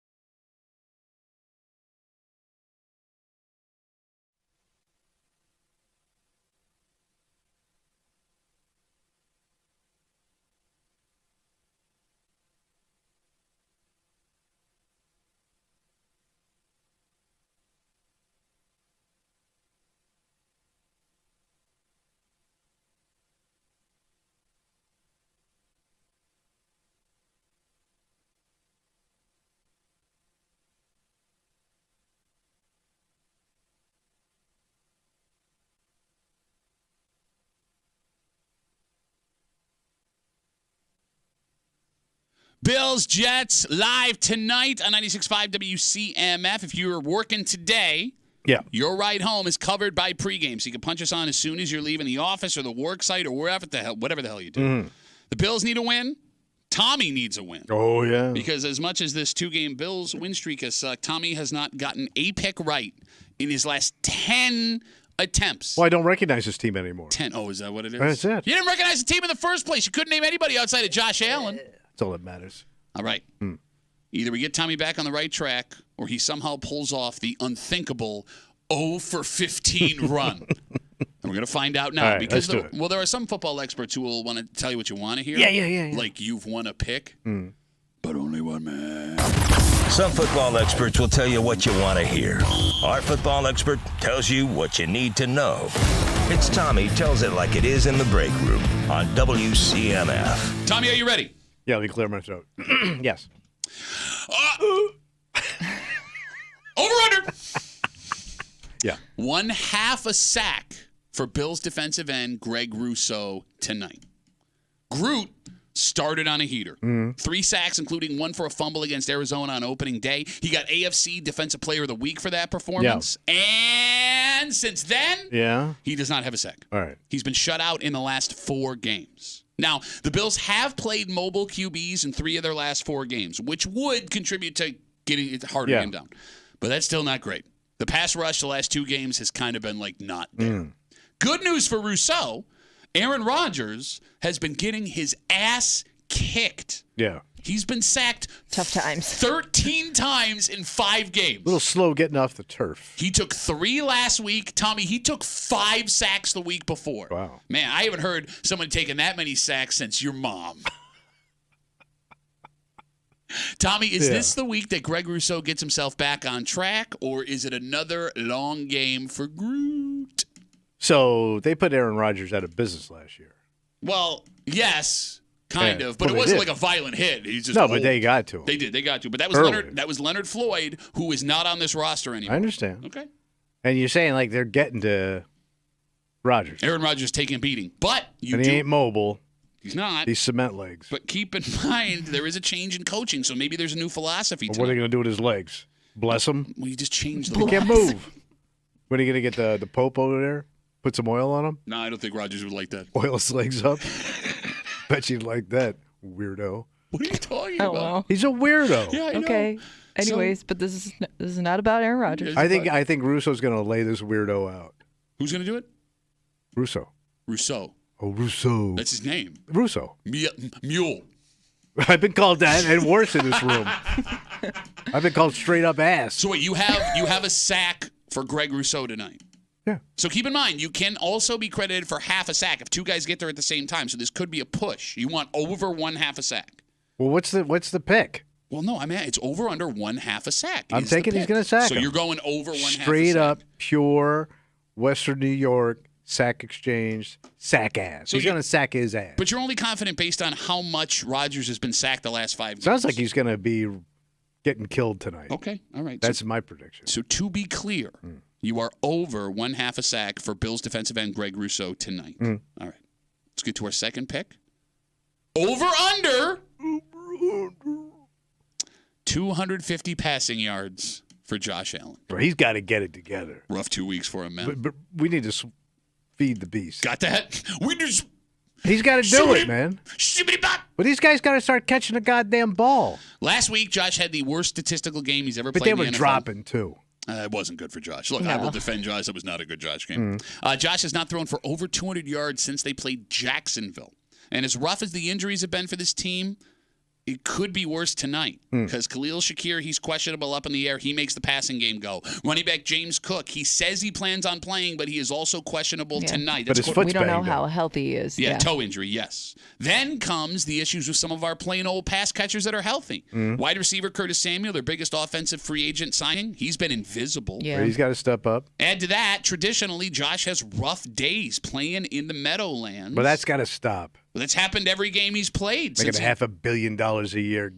Come on. He's not making $500 million. How about who's the funny kid? From Keon Coleman. Yeah. Touchdown last week. He's got to be good. He's got to be He's got to be good. I believe Enough with the jokes. I believe in the last 2 seasons, Josh has thrown 5 interceptions in their 2 games in New Jersey. Well, he had that horrible game at the beginning of the season last year. Yeah. Horrible. Unacceptable. But this is a big division game. Josh has heard the whispers, and this could be one of those I'm going to do it myself performances, which could also hurt you, by the way, because that would mean he'd be running more than he's passing. Mm-hmm. Bottom line is this. You would need 251 passing yards to hit for the over. Over-under 250 passing yards for Josh Allen. He's got to turn it on. He doesn't have to He has to turn it on. And by the way, they could blow him out and he could throw for 233. I want a show tonight. Jesus Christ, man. You're supposed to be this superstar kid. Okay. And what are you doing? Okay, wait, now you're going to say that the Green Bay Packers from the 60s? Got that. Run, blocker. Well, yeah, if it wins, go with it. I want a show, man. Air it out. Let's have some fun. Maybe that's why you roll for your last 10. It's not what you want. It's what you think will happen. Use this kid's arm. That's what you hired him for. Hired him like they sat him down. He had a name on his shirt. Oh. It's a process. Technically. All right, so what's the question? Over, under 250 passing yards for Josh Allen tonight. O with a verb. Okay. Ooh, Tommy's so stupid. Oh, let me hold my nose. I've been at a hockey tournament in Pittsburgh all weekend. I'm very tired. I'm very tired. It's Tommy Tells It Like It Is. Special Monday edition. He is over 1/2 a sack for defensive end Greg Rousseau. He is over 250 passing yards for Josh Allen. Are you ready for your third pick? Let's do it. Over under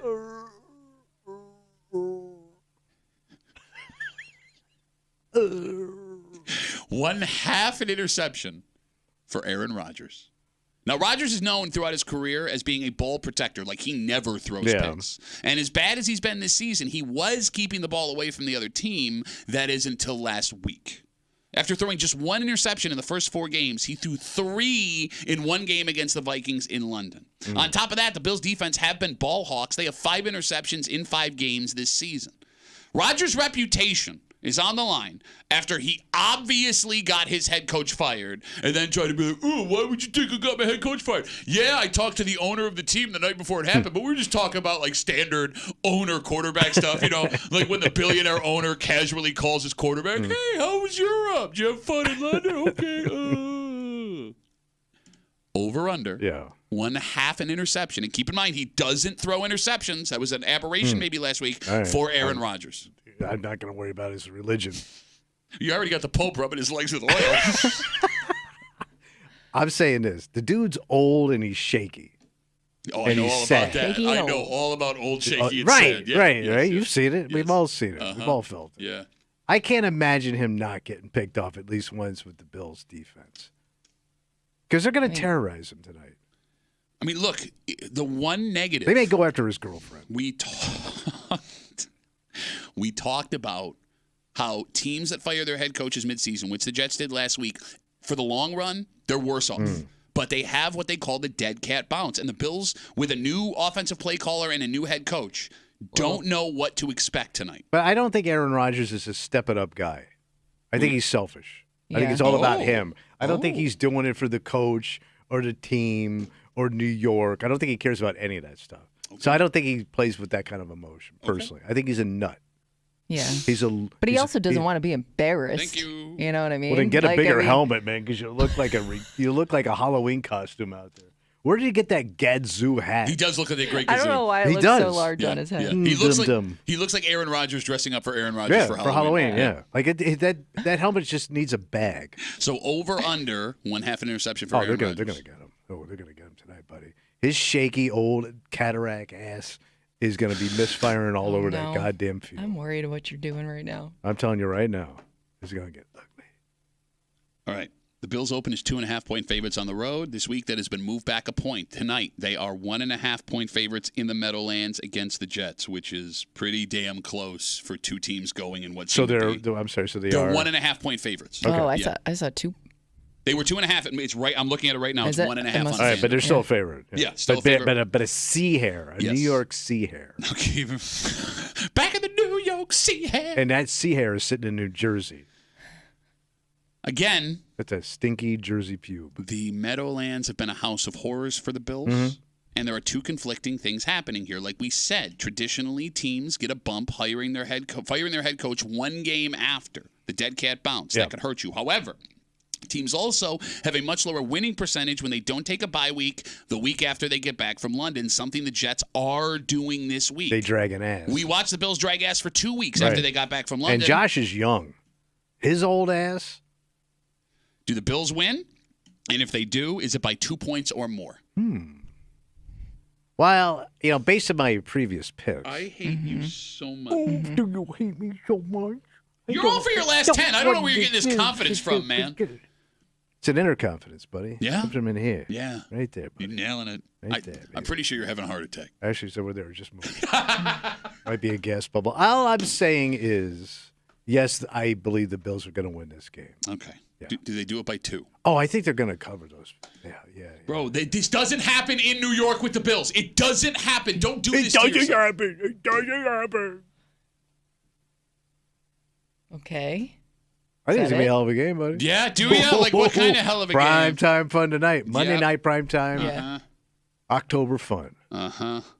There's a new Mr. October in town. Who's that? It's Josh Allen. And what's he going to do? Oh, he's going to have himself a night. Which would lead to what? Big old apple. Big old apple bloat. You meant to say old big apple bloat? Is that what you meant to say? Same blowout. Big old apple. All your apples are going to get blown out, A baby. big apple blowout is what you could buy at Wickham Farms when you go pick pumpkins in the farmhouse. Yeah, blare it. Okay. So just to recap. Yeah, let's recap everything. All of Tommy's picks here. A Tommy Tells Like It Is 0 for the last 10 edition. Tommy is over 1/2 a sack for Bills defensive end Greg Rousseau. Mm-hmm. He is over 250 passing yards for Josh Allen. He is over 1/2 an interception for Aaron Rodgers. Mm-hmm. He has the Bills covering the 1.5, and he has them winning by a blue. Big old Question, real quick. If they win, but it's not blur, does the pick count? It's your call. You're the commissioner. You make the final call on that. I thought we decided last week if he says blue, it has to be a blue. All right, I have 10 points. All right, you doubled down. I'm very confident. Okay, great. All right, so that'll do it. Yeah. Just after 9 o'clock, we will have our experts to recap Tommy's picks from 95.7 The Fan. Mike Danger will be in here, and from the Let's Go Duffalo podcast, Ryan Duffy. Ryan Duffy? Yep. Not so fast, buddy. At the end of this game. Wait, did you pause? What happened? I think People watching the live stream were like, what the hell? I have a little guess. We had chili last night. And it's that Weight Watcher chili. Great. It's got like carrots and stuff in it. Can you do that on a Friday instead of coming back in on a Monday? But it's a healthier gas. Anyways. Not a lot of meat in it. Thank you. There's not a lot of meat in my farts. They're less meaty farts. They're more vegetarian farts. Okay. What's your pick? I don't think Aaron Rodgers finishes this game. Oh my God! I just got a hit off of what you just did. Boy, that's a good pick. Pat can't finish the show now. Boy, I knocked you out with my pick. That's what a carrot smells like coming out of your ass. That's what Aaron Rodgers is going to look like tonight. One of my vegetarian farts. I don't think that guy finishes the game. I think he gets roughed up. I'm not saying he's going to get murdered, but I think he's going to get blasted so much. Because last time I think I saw him, and I saw that game in England, he struggled getting off the turf. Yeah, there were a couple times where I thought he was out. Yeah. The funniest thing about Rodgers last week. Didn't they break out the smelling salts? He misses one play, right, because he gets bent over backwards. And then he goes back in the game. And when he was playing, like, during the series, they went 3 and out over and over and over again. He was running. He's fine. He's doing his thing. As soon as they went 3 and out at a punt, then all of a sudden that limp showed up again when he's walking off the field. Yeah, I think he's banged up. So your bonus pick is Aaron Rodgers does not finish this game. I don't think you see him in the fourth quarter. All right. Bills-Jets tonight. What a game tonight. Live on CMF. I will be hanging out at the Bill Grace Tap Room in Chi-Lai. Starting at 7:30. Delicious food, fantastic drink. The best place in the greater Rochester area to watch a game. Chuckle Chops running his goddamn mouth At least on he the won't microphone. blow you out with his farts. Hold the phone there. We'll see you tonight. And we'll see you back here just after 9 with Mike Danger and from the Let's Go Duffalo podcast, Ryan Duffy, to recap Tommy's picks here on CMF. All right. I don't want to tell the story because I know you're just going to immediately tee off. No, I'm going to be cool. I told you I was in Pittsburgh for my daughter's hockey tournament. Exciting. Yeah. And look, there are... Great town. In most stories you tell, if there's a weirdo, you can see immediately who the weirdo is. And I thought in this story I knew who the weirdo is. Not me. I'm not the weirdo. Okay. But it has been brought to my attention by someone I deeply care about that if I wasn't being weird, this person wouldn't have had the opportunity to be weird, which makes me more of a weirdo. So you kicked it off? That's what That's what they're saying. Look, a weird off. I'm not going to miss a day to work out, and I had to do something extreme to get it done. I'll tell you the story next here in the break room on CMF.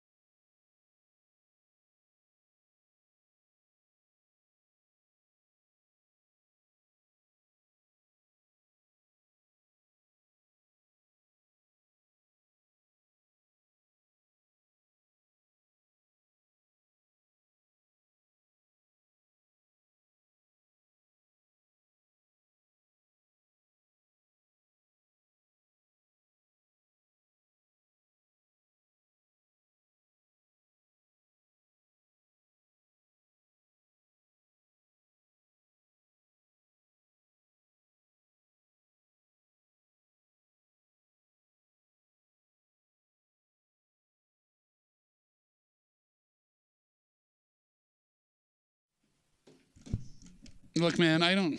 What's the matter? This had to get done. It had to get done this way. And the other guy in the story is obviously a weirdo. Okay. And the only reason I'm bringing it up is because I'm frustrated that someone I care about in my life said, no, in fact, you are the weirdo talking to me when I am far from weird here. Okay, all right. Sometimes you got to do what you got to do. You got to keep after it, Pat. What this guy did was not necessary.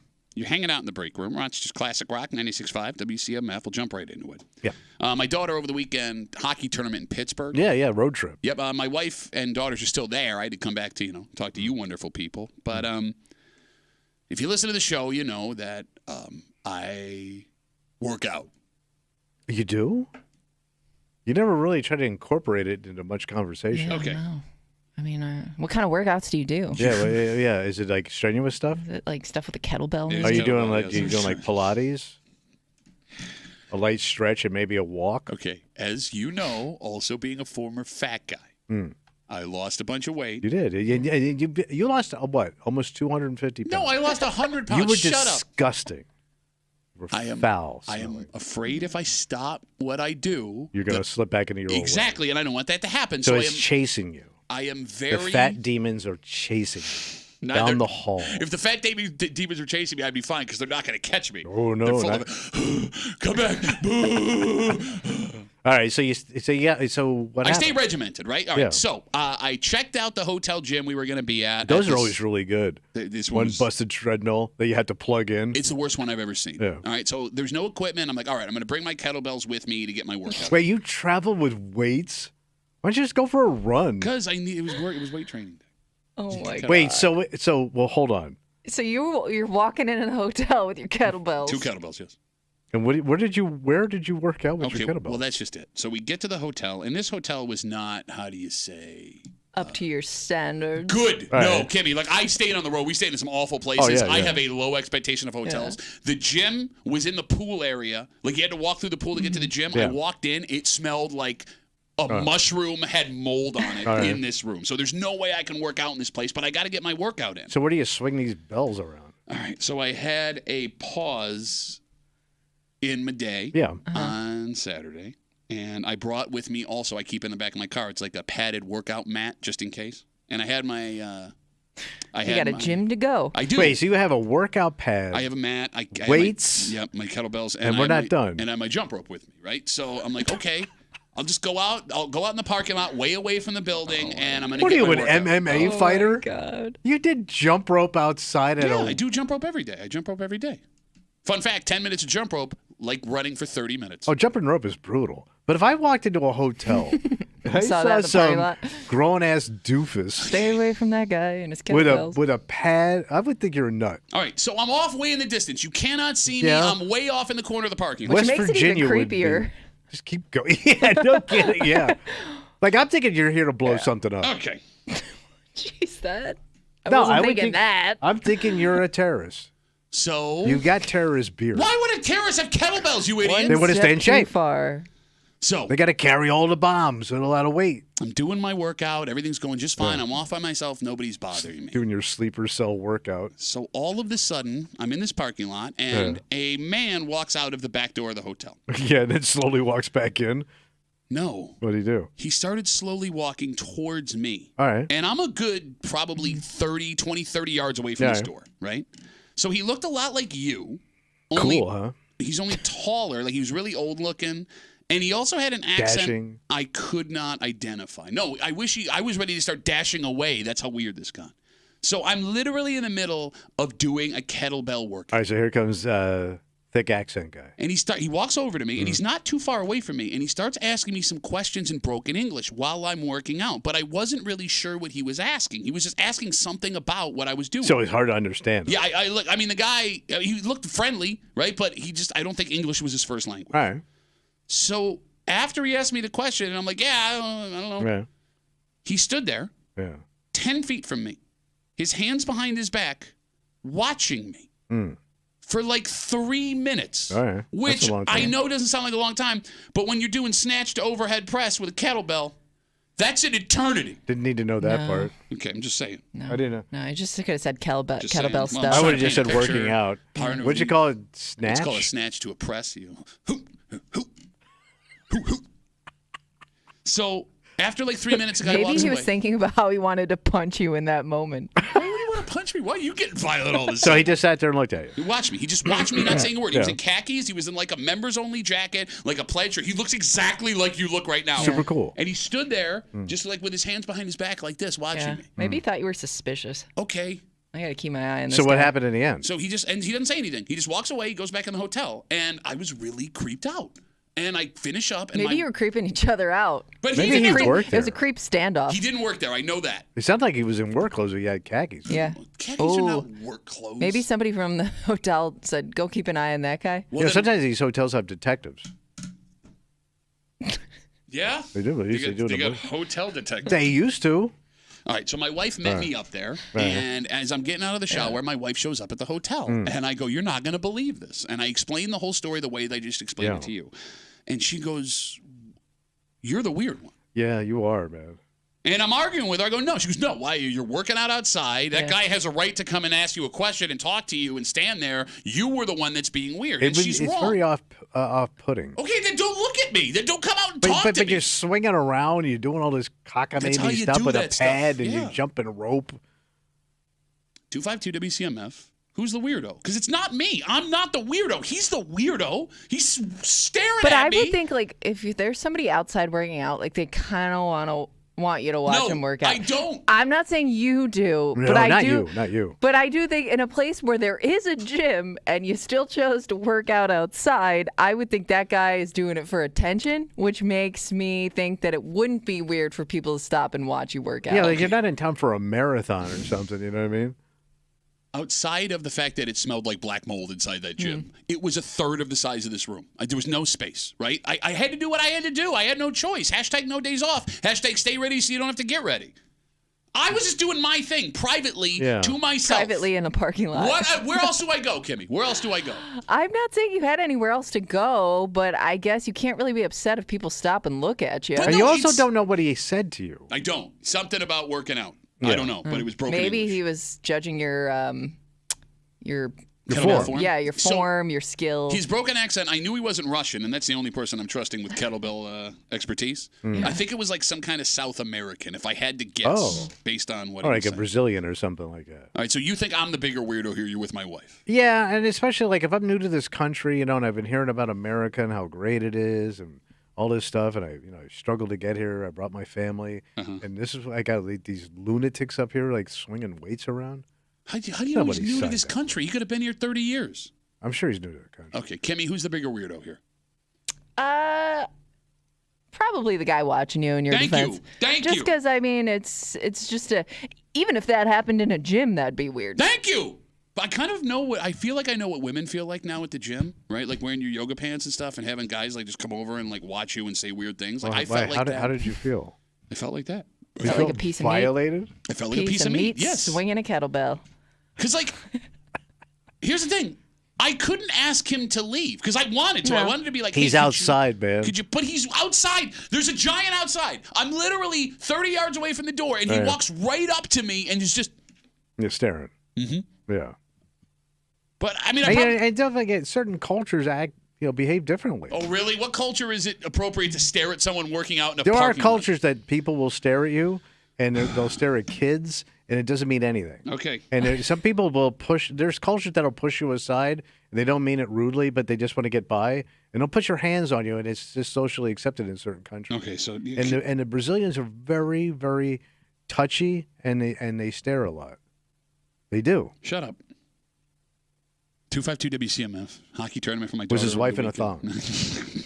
with a feathered hairdress. I'm not sure if he had a wife. I don't know if this guy was a fitness You enthusiast. don't even know if he was staying at the hotel. I don't. I have no idea. He walked out of the hotel. Maybe, probably. I would hope so that he's not just wandering around a random hotel. Maybe he thought you were trying to sell something. Like sometimes, like they do, like those. Oh, yeah, doing a demonstration. Right, Oh, right. yeah, with nobody else watching? Like ShamWow, you know what I mean? Like something like that.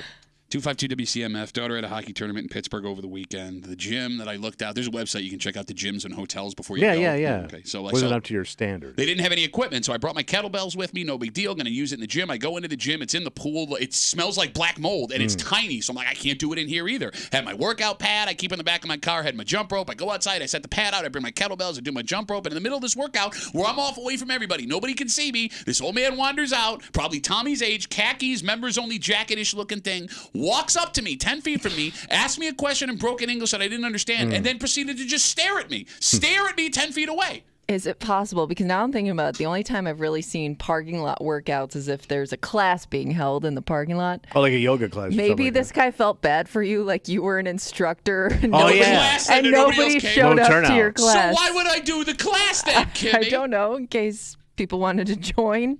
Okay, so here's proof that I'm not the weirdo, because other people do exactly what I did. Bro. No. I've never seen that. Really? Because Robert writes, Robert, as a truck driver who tries to keep up on exercise, I get where you're coming from. I get weird looks all the time. Oh, so truck drivers who are driving America, are they weirdos too? Well, they live out on the road. You don't. I'm living on the road, baby. I'm living on the road. I can't imagine Hockey tournament dad, city to city. I tell you, I feel bad for her. Who's that? It's your daughter. Why? Dad works out in a parking lot. You don't think that's going to get mentioned at a wedding?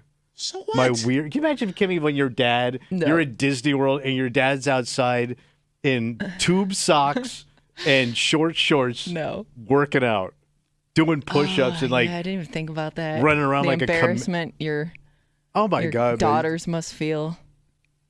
It's embarrassing. Why is that embarrassing? Because you're also doing it in front of all the other parents and kids. That got around. You know that got around. No, I did get made fun of because everyone came into our room on Saturday and they saw my kettlebells sitting. And then, like, when other parents were like, I went down to the gym and it's gross, I was like, well, look, I brought this stuff with me. If you want to use it, feel free. Trying to be nice. Nobody took me up on it. No, because you only went outside looking like Planet of the Apes. You're going to come at me with this. Dr. Zayas. Dr. Zayas. Like, you do weird stuff like this, too, man. Not anymore. No, my ass, man. You used to put up pictures of you working out in your basement. That was Sally. Check me out, man. Oh, yeah, Sally took all those videos. Yes, she did. Man, if OnlyFans existed back then, you could have made like $3. We got Facebook messages coming in. You can always get us at WCMF or the Break Room Facebook page. We are split here, according to our Facebook message. First of all, Jan writes us, good for Duffy. Let him keep doing his thing. Stop making fun of him. He's doing something to better himself. What are you guys doing? Yeah, what are you guys doing? Why don't you hit your face with that kettlebell? For God's sakes, man. Better yourself. However, Rich writes, Duffy just does it for attention. He wants people to know that he's out there and working out, so they'll ask him, you got exactly what you wanted from this old man and you didn't like it. Did you wear one of those stupid shirts with a saying on it? It just said boxer on the front. It's a T-shirt from a gym I go to, Rock Boxing. I'm a boxer also. Just ask me. I needed a sleeveless shirt. I grabbed it on the way out the door. Oh, my gosh. You're wearing no sleeve, boxing shirt, kettlebelling, jumping jacking. I'm doing... mat working out. What are you doing at mat? Push-ups and sit-ups. What? It's a simple, not easy. So you're doing stages, right? You get like a circuit training? Yeah. Okay, that's great. I love how you're like trying to make fun. You do circuit training. No, I don't know what that is. This is so lame. I know what it is. You don't know nothing. You don't know nothing. You don't have a peddler's license. You could have been arrested. I'm not selling anything. Yeah, except you for are. This Sadness. Pathetic workout. Look at me. I'm strong. Somebody please come look at me. All right. All right. Let's take a break. All right. Foreigner is about to get a long-awaited accreditation this weekend, I believe. Oh, this is it, huh? I think this weekend the actual performance and induction happens. That being said, if you are someone that wants to either participate in or show your support, the Rock and Roll Hall of Fame has something you might be interested in. So I can do this. Uh-huh. Okay. Purchase this. Oh. However, people get weird when folks wear these out. Oh. And something as simple as showing your love for this band, especially in this town, with the way that Lou himself is held up so high. Oh, yeah. Could actually cause you more grief than excitement. Oh, come back and bite you? I'll explain everything. All right. And we'll do it next here in the Break Room on 96.5.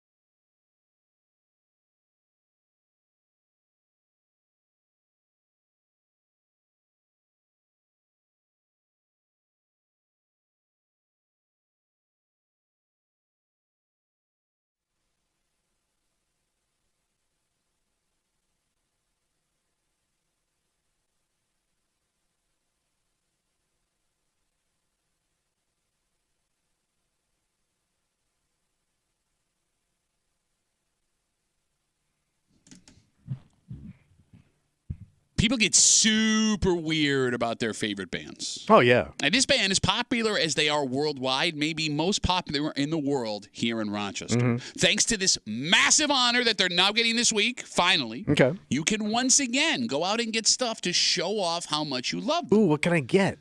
But in doing so, you may also catch flack from some of the guys and gals that have been there from the beginning. Oh. You're hanging out in the break room, Rochester's Classic Rock 96.5. WCMF, how'd you like your chance at $5,000? $5,000? That's right. You could fall into $5K a day. Just download the free Odyssey app, log in, listen to WCMF for a minimum of an hour each day. Yeah. That's your daily entry. And what I get? Well, we will give a daily lucky winner $5,000. $5,000, Pat. In this national contest. So download the Odyssey app. Listen to us nonstop all the time, not only for your chance of $5,000, but for your happiness. Oh, yeah. Here with your friends in the break room on CMF. On Saturday nights. Yeah. Kimmy? On Saturday nights, Foreigner goes into the Hall of Fame. Thank you, Kimmy. Look, it's a long time coming. Oh, yeah. And if you want to enjoy the whole performance, you can stream it live on Disney Plus Saturday night, I believe. Yeah. Now, we don't know how many songs the original band will do together, if at all. We would assume Lou is performing. He said he was going to, but it wasn't. Okay. Guitarist Mick Jones hasn't been touring after a Parkinson's diagnosis. Yeah. Maybe he's got one more show left in him. It would be nice to see all the boys together one more time. But, Tommy, as part of the induction, the Rock Hall is offering all new Foreigner merchandise. Oh, really? Yes, you can go to their website, shop.rockhall.com, for example. They have a $40 Foreigner Hall of Fame t-shirt. Okay. You can get an $80 Foreigner Hall of Fame hoodie. Or they have a badass throwback-looking satin Hall of Fame Foreigner jacket. Man, what's the whack on that? $100. Actually, not as bad as I thought. I know, it must be really cheap. I would think it would be $400. It must be a super cheap. It's like the ones that our dads wore that were too tight when they played softball back in the day. Is anyone going to catch crap for buying and wearing this stuff around the greater Rochester area? The Hall of Fame stuff. Yeah, the new stuff that is out. By the way, they're also reissuing, and you can buy them on the Hall of Fame website, the vinyl editions of all of the Foreigner albums. Do you think anyone's catching crap for wearing the new Hall of Fame Foreigner stuff around town? What would they say? Well, look. Kimmy, you can back me up on this. I mean, this. how obvious is it? Like, does it say, and like, you know what I mean? Is it one of those like subtle things where there's just like a little patch or something on it? Oh, no, it says like Foreigner Hall of Fame. Like, okay. I mean, like, so this says, I just bought this. It's exactly what it screams, I just bought this. Yes. Now, we know how some people can be about band t-shirts, period. Right? You have to know the name of the band, or you have to know the band well. Name 3 songs right now. It's not vintage. But that's just it. Yeah. There are the deeper dicks than that who will kill you for wearing a vintage band t-shirt reproduction. Because, Kimmy, you know these vintage band tees, they go for a fortune now. Hundreds, sometimes thousands of dollars, depending on the band and the tour. And Lou has meant so much to this town. There are still a ton of people who have their Foreigner album or tour t-shirts in their closets, right? But I'm guessing if you're like, you know, certain people think they're, I guess you would call them musically active. Okay. Like they're deep music people. I love how you found a nicer way to say douche. Dude, yeah, they're music dicks. Yeah. They will crap all over that shirt. All over it. They're going to go, man, look jumping on the wagon. So is it not worth buying the t-shirt? Oh, please buy it. Why? Because I want to see people getting lit up on both sides. But here's the thing: you're going to light that person up for spending the $40 on the t-shirt. I'm also going to light up the person that thinks like, you know, that person doesn't have a right to like this band because you've been there since the beginning. But you would also say, oh, you just bought the t-shirt because it got in the Hall of Fame, jumping on the bandwagon. I'm saying there's douchebags on both sides. You know what I'm saying? Because on the old show, everybody was like this deep music snob. Oh my God, they wouldn't shut up. And they would get into fights over the same bands thing that they liked. Like they agreed and they would fight. You know what I mean? And I always I also hate the guy, if somebody finds a new band or somebody else, like they take ownership of it. Well, you only like that band because I turned you on to it. It's a natural thing to do. What does that mean? Like it's such a dong measuring contest. I can't like this band because you found it first. Is this one of those things where it'd be cool to wear outside of Rochester? It wouldn't mean anything, probably. Okay, Foreigner is one of the best-selling bands of all time. No, I mean, it wouldn't mean anything as politically. Is it politically? Like, people lighting you up for it, like, you don't have a right to wear it because you weren't around. I get what you're saying, okay. I mean, I can't imagine. I don't know, man. Foreigner is a band that, if you loved music in the 70s and 80s, you know Foreigner. Absolutely. You could get lit up in another town for wearing a Foreigner Rock and Roll Hall of Fame t-shirt, but I think it would be the worst here. Oh, yeah. Only because of the history. Yeah. Like, Kimmy, is wearing this t-shirt not worth the headache you could potentially catch at, I don't know, McGregor's on a Tuesday night? I was there at Super Stadium, et cetera.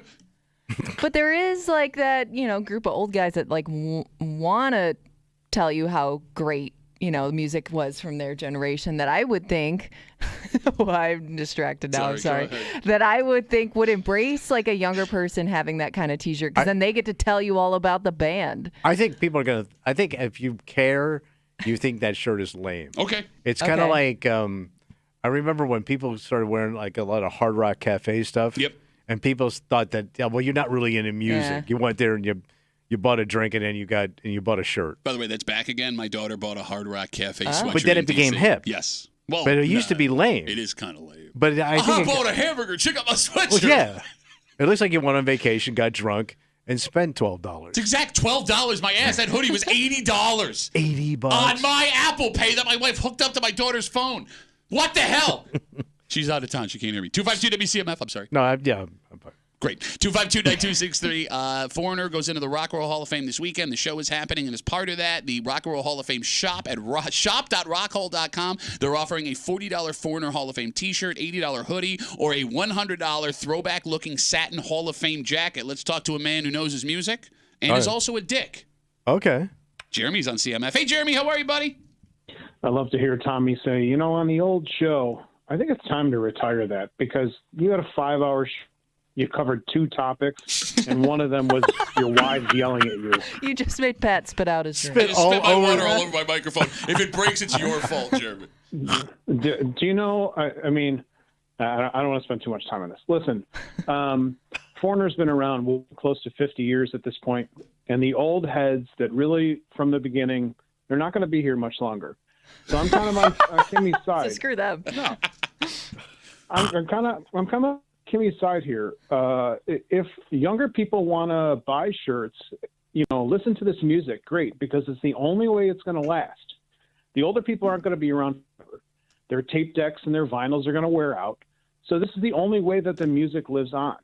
You're not gatekeepers. You're fans. You're not in the band. You're not a roadie.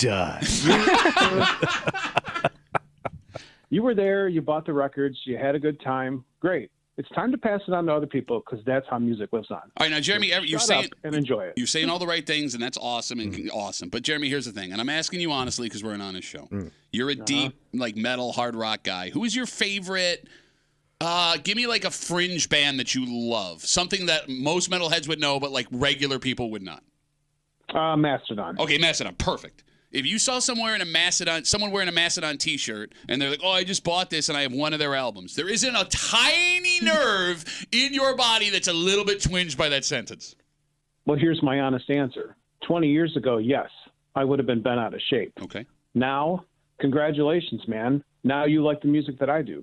Tell your friends so they can sell more albums, so they can come back home because 2 of the guys are from here, so they can play and we can go see them. That's my opinion now. You are right. And past Jeremy, who was a complete dick, would have been like this. Current Jeremy, he's a little bit more laid back. His testosterone. Well, you're going to die down, soon, so I can understand that. God can only hope. Hey, I'd like to give a public service announcement. I'm on vacation work. Stop calling me.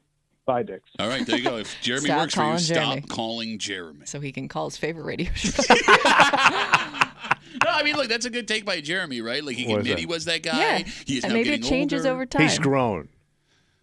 I appreciate what he says, but I still think even if you're someone that wants to welcome in new people, they're not going to like the music for the reasons you like the music. Yeah, it's going to chap your ass. You. All right, let me ask you this question before we move on. All right. What is more sad in your opinion, Tommy? Right. A 20-something-year-old kid wearing a tour T-shirt they paid $200 for that's 40 years old, or a 60-year-old that never sold that tour T-shirt that'll still put it on for special occasions? It's that 60-year-old. I get a kid doing dumb stuff. That kid spent $200 on a shirt. But kids do dumb things. 60 years old, and you're wearing that ratty-ass T-shirt. There isn't an honor in still holding on to it and loving the band. It smells like stale weed. Stale weed. I don't know, man. Like you never got any action in that shirt, man. Sometimes it's not about getting action. Sometimes it's always about getting action. Okay. If you put on if you've never been laid wearing that, don't wear it. Okay. Oh, your mic's off.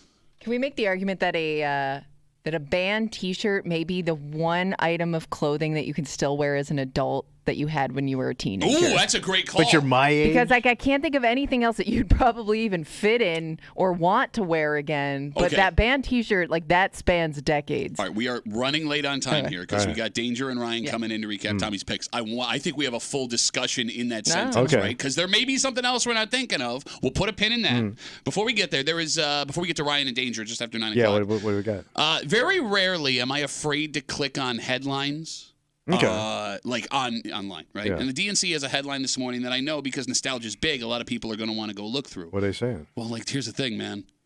Anytime you go, this is what life was like, and put in a decade. Sure. The further back you go, the more problematic it can get, potentially, right? But this decade specifically was rough, not only nationally, but in this community. Oh. And either this is going to be something that has a lot of bad stuff in it, or something where they totally gloss over it, which is also super frustrating. We'll get into it next here in the break room on CMF.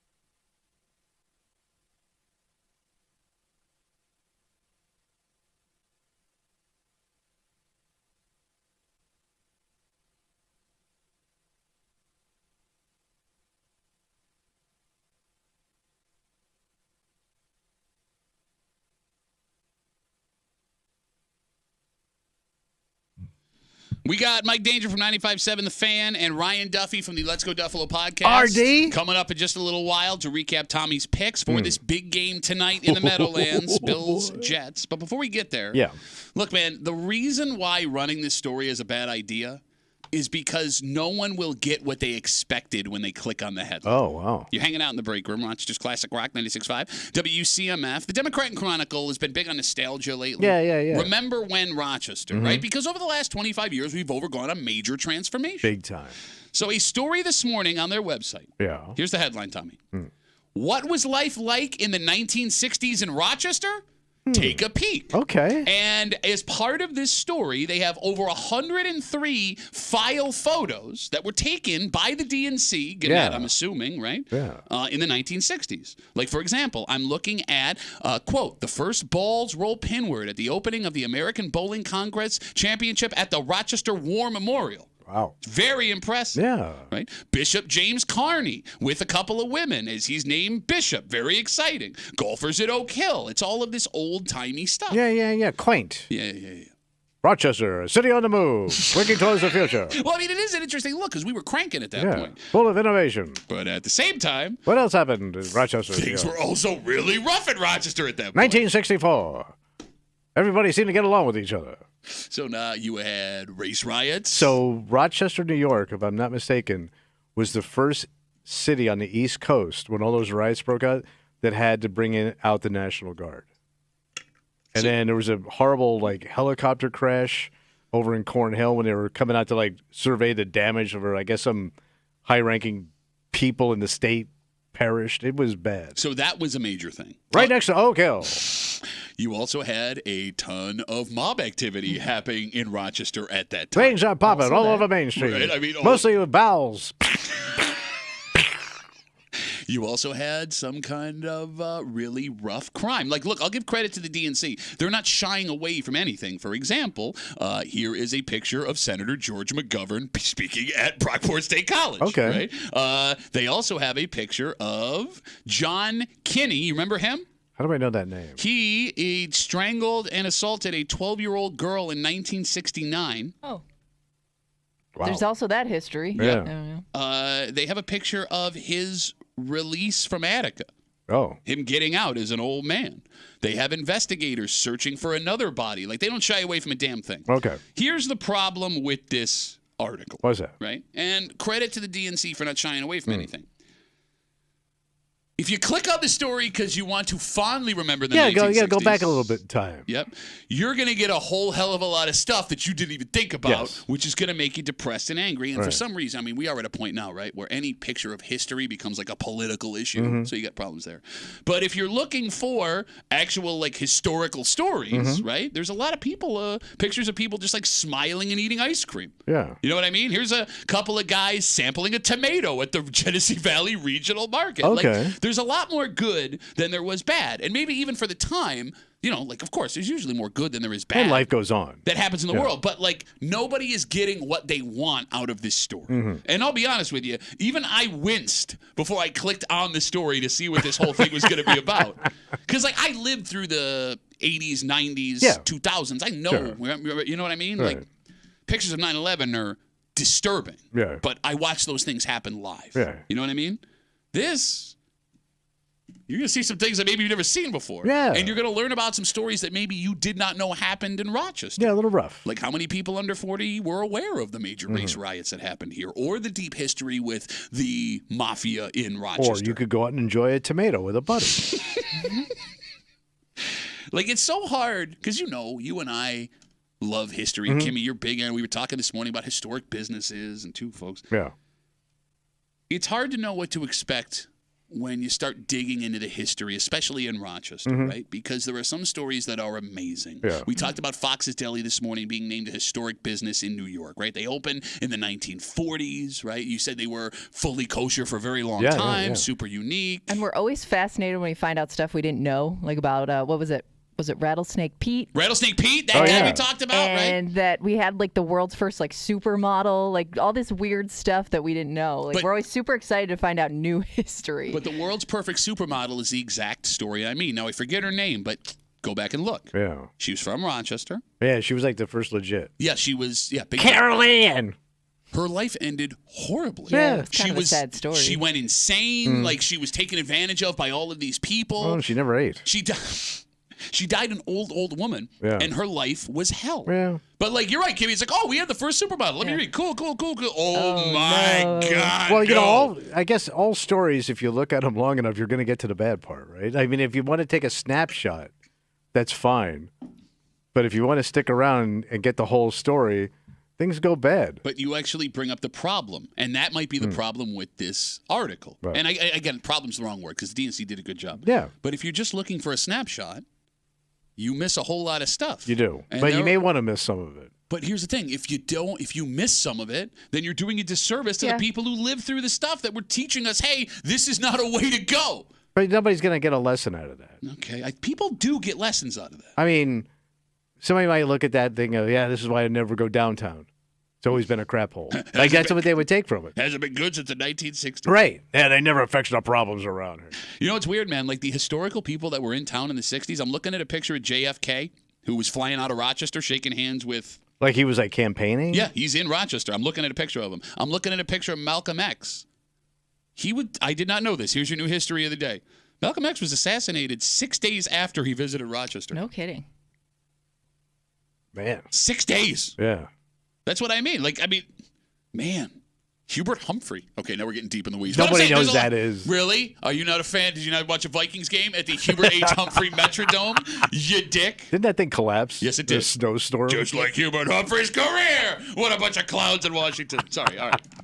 Let's take a break. Right. Speaking of football, your Buffalo Bills take on the Jets tonight. Prime time, buddy. I had argued that tonight is a must-win game for one team, and I will recap that because I want to get Danger's and Ryan's take here. Absolutely. You're on an 0-for-10 run in the last 2 weeks, which is almost statistically impossible. Is it really? No, it is. Like, is it? Literally, you have a 50-50 shot every time you do it. And he went big this week. Very confident. We recap Tommy's picks. I'm a fan, man. And wait till you see what Ryan has decided to go method acting with today. If you want to see what He's taken his outfits like beyond just the clothes. You know what I mean? Oh yeah, he's becoming. It's an outfit. attitude. Yeah, no, yeah. He's the Daniel Day-Lewis of crappy football bits.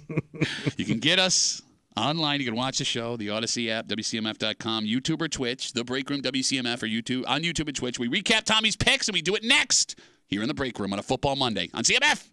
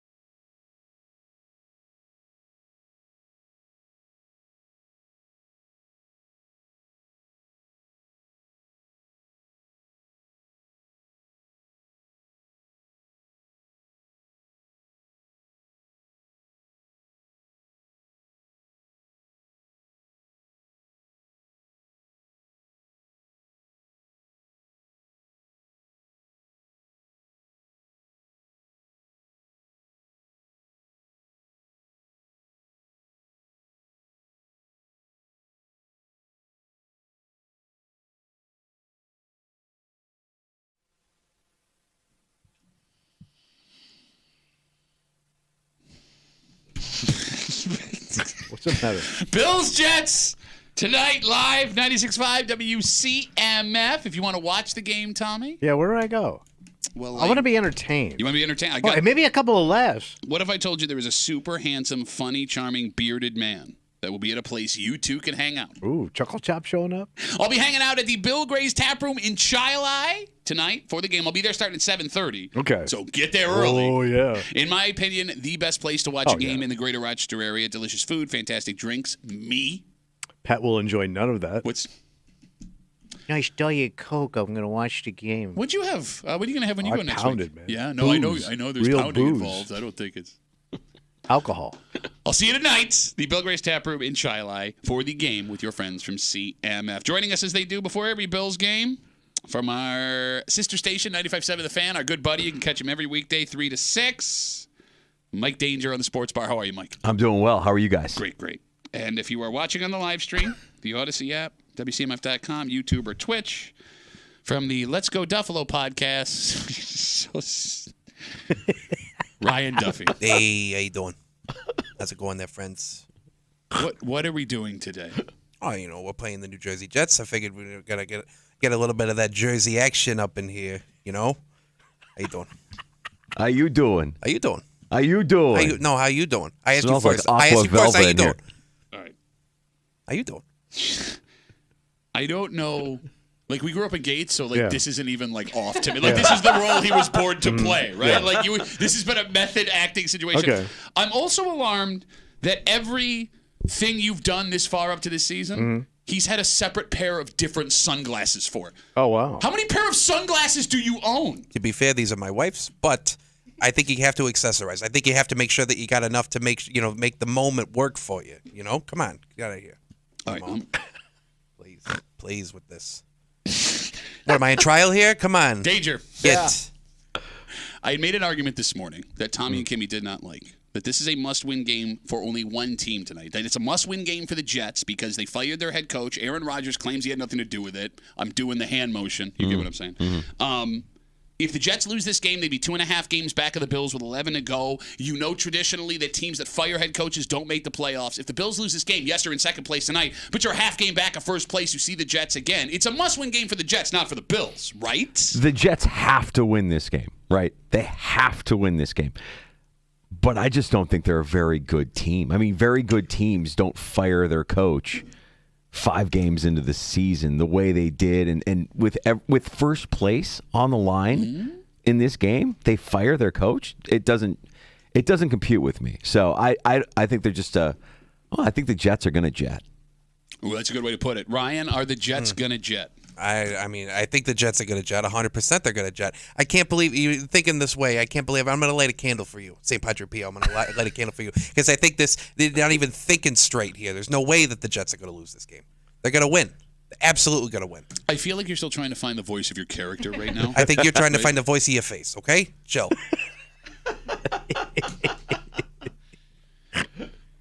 Tommy made his picks this morning. Now, let's keep in mind here before we get into your picks and recap them. You are on an 0 for 10 run. Well, you never bring it up. You have gone, again, it is statistically impossible on a 50-50 shot to do what you've done the last 2 weeks.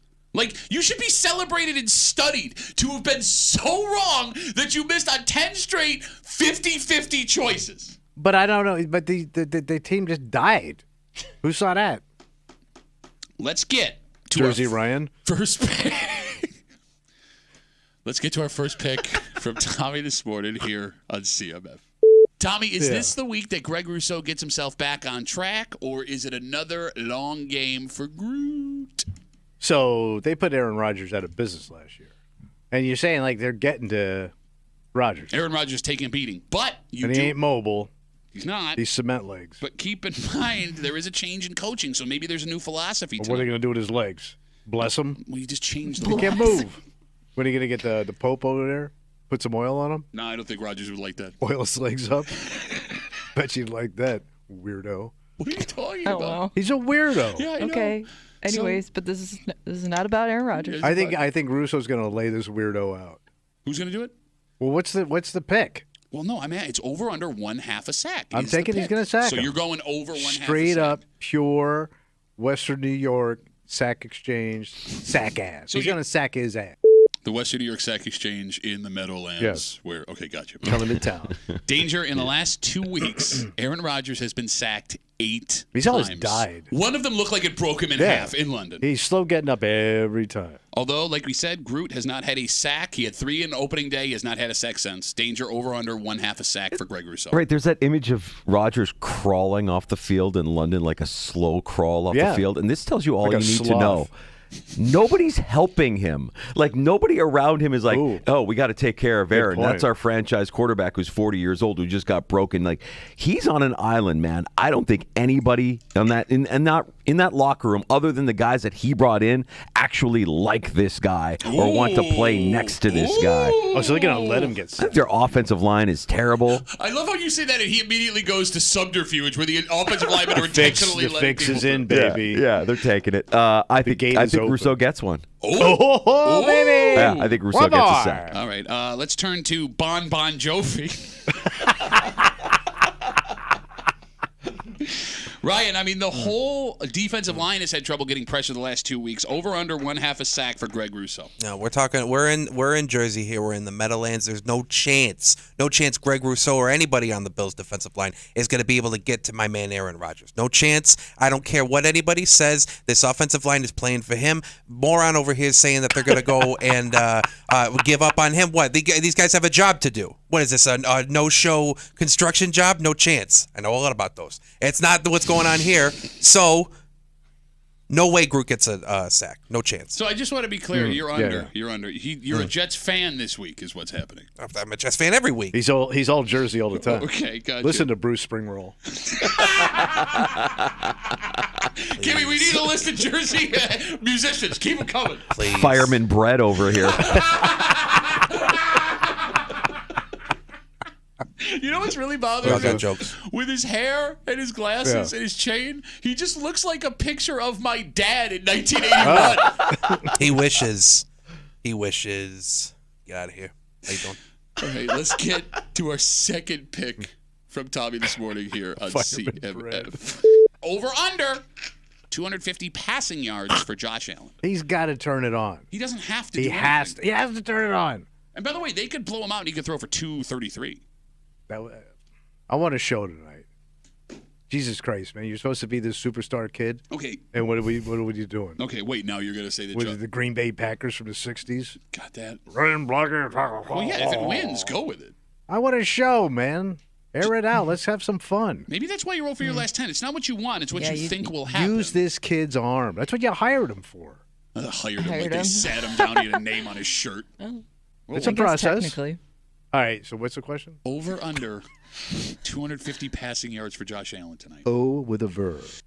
Let's talk to All Beef Frank Sinatra. Somebody said Tank Sinatra already. Tank Sinatra, damn it. All right, that's a better one. I'm sorry. Ryan, Josh Allen has not thrown for 200 yards, over 200 yards in 2 weeks. 2 whole weeks. And a whole fortnight. As we speak, Adam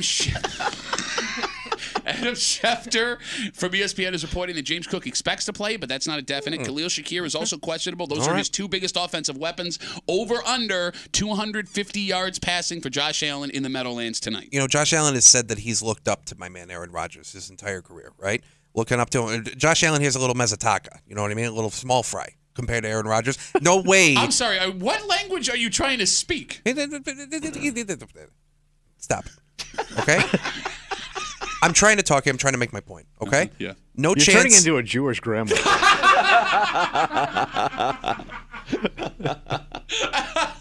Easy. Okay? No way. No way Josh Allen's throwing for over 250 yards. I'd be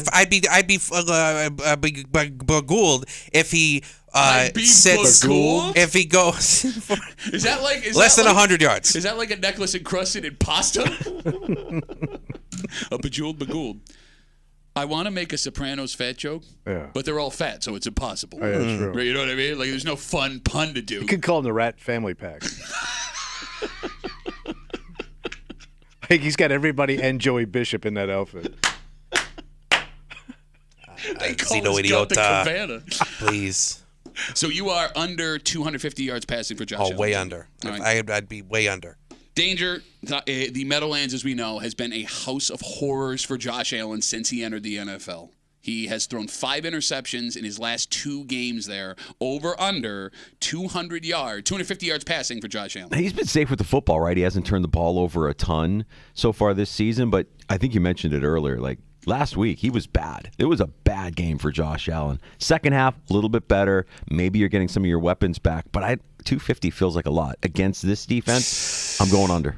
I stand alone. Yeah, you do stand alone. I stand alone. Look, I can't be. I'll be laughing tomorrow, baby. Bro, going from where he's been to 250 with the weapons a little banged up, that's a lot to ask of Josh Allen, especially if he's got to take over with his legs. He's a superstar quarterback. I can't get 300 yards out of this kid. Okay, what do you? Oh, so what you're saying is $500 million. $250 million. Whatever. It's a lot of difference. Not much. It's a whole $250 million different, actually. Tommy tells it like it is this morning on a special Football Monday. We got our good buddies from 95.7 The Fan. Mike Danger hanging out with us from the Let's Go Duffalo podcast. Jersey Ryan is hanging out with us. Let's get to our third pick from this morning here on CMF. Over under. Yeah. 1.5 an interception. And keep in mind, he doesn't throw interceptions. That was an aberration maybe last week for Aaron Rodgers. I'm not going to worry about his religion. You already got the Pope rubbing his legs with oil. I'm saying this. The dude's old and he's shaky. Oh, I know all about that. I know all about old shaky and sad. Yeah, right. yes. You've seen it. We've all seen it. We've all felt it. Yeah. I can't imagine him not getting picked off at least once with the Bills' defense. I think he's selfish. I think it's all about him. I don't think he's doing it for the coach or the team or New York. I don't think he cares about any of that stuff. Okay. So I don't think he plays with that kind of emotion, personally. I think he's a nut. So over under 1.5 an interception for Aaron Rodgers. They're going to get him. Oh, they're going to get him tonight, buddy. His shaky old cataract ass is going to be misfiring all over that goddamn field. I'm worried of what you're doing right now. I'm telling you right now, it's going to get ugly. Aaron Rodgers' Danger is known for protecting the football. And up until last week, he had thrown 1 interception, had gone 3 straight weeks without one. He got picked off 3 times in London. Over under 1.5 an interception for Aaron Rodgers. I remember last time we saw Aaron Rodgers, I mean, like actually saw him for a full game was when he was still with Green Bay, right? And he came to Buffalo, and the Bills defense just had their way with him. Bakari Rambo, 2 interceptions. Oh, no, that was before that. I'm sorry. You're right. It was the Sunday Night Football game. Right. Yes, my fault. And they made like a little bit of a comeback, a little surge late in that game, but the Bills still got the win. Rodgers didn't look good in that game. I think Sean McDermott has him figured out. I'm saying, yeah, he's getting a pick tonight. Bills defense gets a pick. Ooh. Yes. All right. It's now time for Frankie Hidden Valley. I can't take credit for that. Kimmy, where'd that come from? Did you come up with that yourself? That's good. Kimmy! Nice job. Hey, girl! I thought that came from the stream. We could just call him, real nice. I'll remember that. We could just call him Jersey Mike. Well, no, but Frankie Hidden Valley works because he's actually all 4 of the seasons. Please. When he goes to the cardiologist, grease is the word.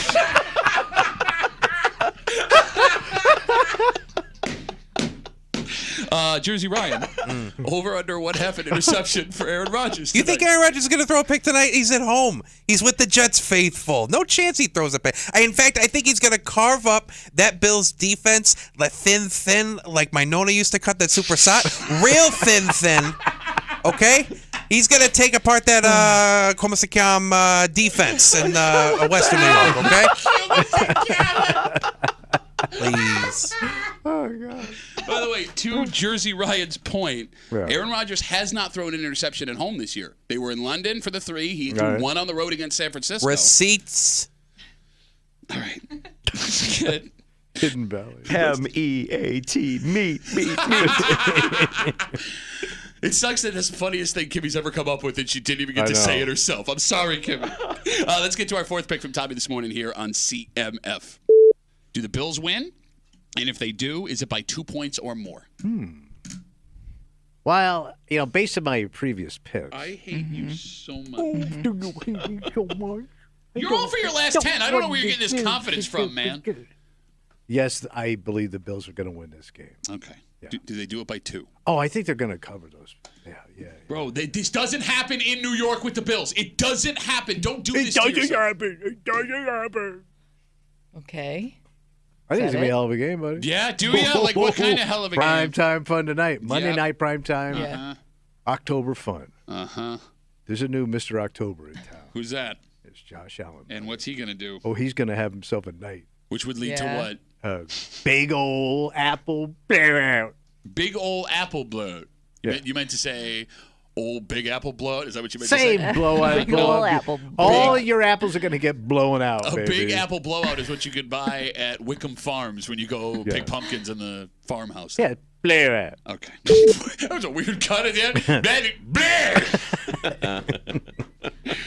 Jersey Ryan? By the way, apple blowout is what he gets in those pants after he has a pie. I'm not eating no apple pie. Get out of here. You're making canola. Get out of here. You're crazy. I don't have a time for apple pie. You got those nice little almond paste ones with the little cherry on the top? Okay. That's what's up. Bill's That's open. where we're going. Bills open as 2.5-point favorites. It has moved a point back towards the Jets. They are 1.5-point favorites on the road. Do the Bills win? And if so, do they do it by 2 points or more? And Gatto with this. I don't understand why everyone's saying that the Bills are as good of a team. What's happened in the last 2 weeks? Huh? Blowout. To your point, say it for me. Blowout. The other way. No chance the Bills are going to cover. Jets all day, baby. Come andiamo. All day. What does that mean? Oh.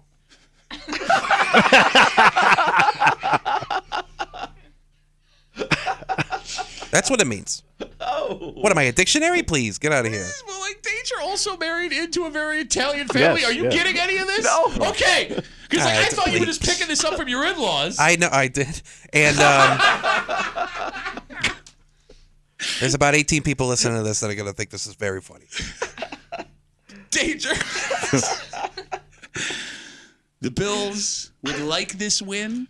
They don't need this win, but the pressure's coming on offensive coordinator Joe Brady. The pressure is pounding on Sean McDermott. Although he's not under threat of losing his job, it's not great when you're reading every day about you should be fired.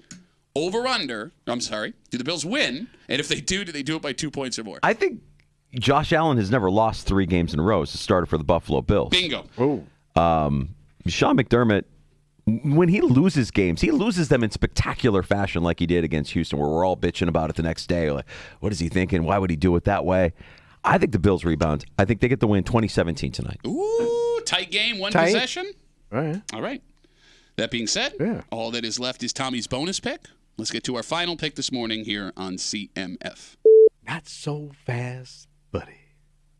At the end of this game. Wait, did you pause? What happened? I think People watching the live stream were like, what the hell? I have a little guess. We had chili last night. And it's that Weight Watcher chili. Great. It's got like carrots and stuff in it. Can you do that on a Friday instead of coming back in on a Monday? But it's a healthier gas. Anyways. Not a lot of meat in it. Thank you. There's not a lot of meat in my farts. They're less meaty farts. They're more vegetarian farts. Okay. What's your pick? I don't think Aaron Rodgers finishes this game. Oh my God! I just got a hit off of what you just did.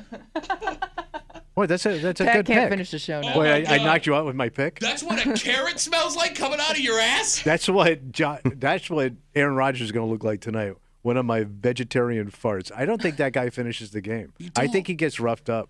I'm not saying he's going to get murdered, but I think he's going to get blasted so much. Because last time I think I saw him, and I saw that game in England, he struggled getting off the turf. Yeah, there were a couple times where I thought he was out. Yeah. I think he's banged up. So your bonus pick is Aaron Rodgers does not finish this game. I don't think you see him in the fourth quarter. All right. Danger.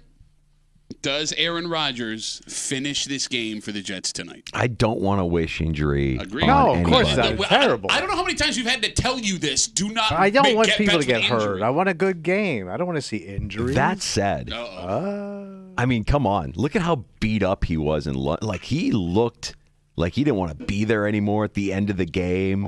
Look, I've been there. 4 days in London's enough. After that 6, I didn't want to be there anymore either. I'm going to agree with Tommy on this one. Look at that. Look at that. Like, I'm going to just thinking on the other side here, Yeah. right? Everyone knows Aaron Rodgers got Robert Saleh fired. I don't care what he says, right? You had a Of discussion. course. So we found out, I told you this morning, that the owner, Woody Johnson, called Aaron Rodgers. There is phone evidence that they spoke the night before he was fired, and Aaron Rodgers was like, yeah, he just called me. Like most billionaire owners call their quarterbacks, see how I was doing, right? he's going to go one of two ways. He's going to not want to do this anymore, like you said, and just be like, I'm done. Or he will himself to be a part of whatever happens tonight because he doesn't want to look like an idiot. His friend isn't calling plays anymore. And he's old. You can't He pull has, it. he has no protection. His offensive line is terrible. I mean, I'm not wishing injury, but I think he's had it, man. I think he's done. Yeah, I think his body's just going to say enough. Okay. He's not doing kettlebell workouts in the parking lot. Well, it's so hard to do. And he kind of seems like a guy that would do kettlebell workouts. Oh, that's weird, huh? In the whatever hotel we were staying at. Okay.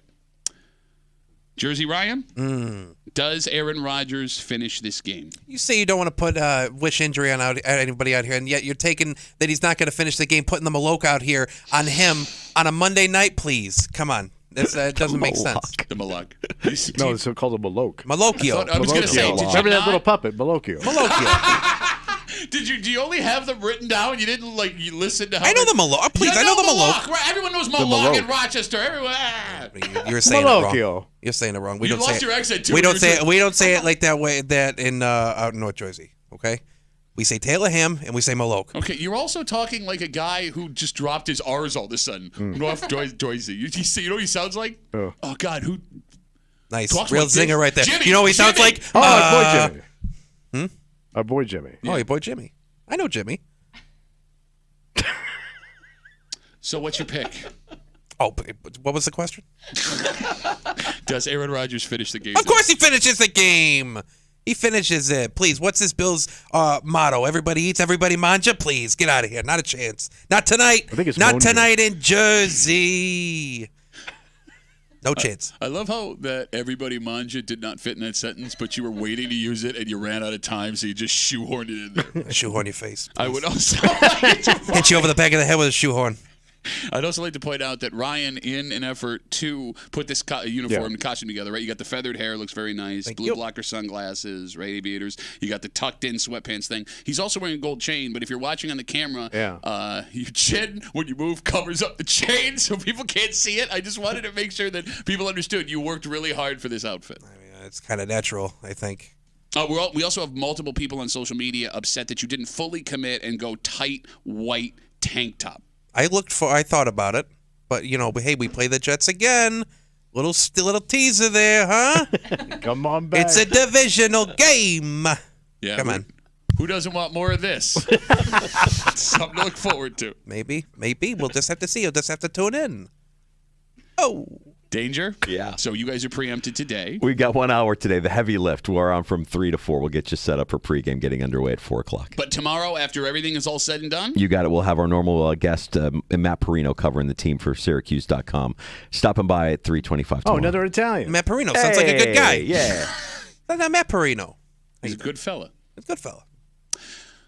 3 to 6, the Sports Bar, 95.7 The Fan. Ryan? Yeah. Let's say I wanted to catch the newest episode of Let's Go Duffalo. Where could I find that? Well, you can find that on the Odyssey app or wherever you get your podcasts. You can also find us on social media at lets.go.duffa. No! Baby. Bada bing. Thanks for having me. Appreciate Shut it. up. All right, let's take a break. Turns out, you've heard that saying, costs an arm and a leg? Yeah. It turns out we now know exactly what an arm and a leg costs. How? A horrific accident that happened not far from where Jersey Ryan lives. Really? But here's the thing, man. Wait, did somebody got... They're alive. They're alive. But they lost stuff? They lost. Guess what they lost? An Bull. arm and a leg. One person. Yes, one person lost an arm and a leg. This is horrible. Well, he got a payday. Look, nothing in life is free. Okay. And it's a lot of money for an arm and a leg. Okay. And I get that everyone's pretty tied to their arms and legs, but but I got a question real quick. Sure. Both on one side, or did it even out? I don't have the answer. Is there a difference? Well, if I was gonna lose, I'd like a left leg right on. Balance it out. All right, we can talk this out. We'll do it next here in the break room on CMF.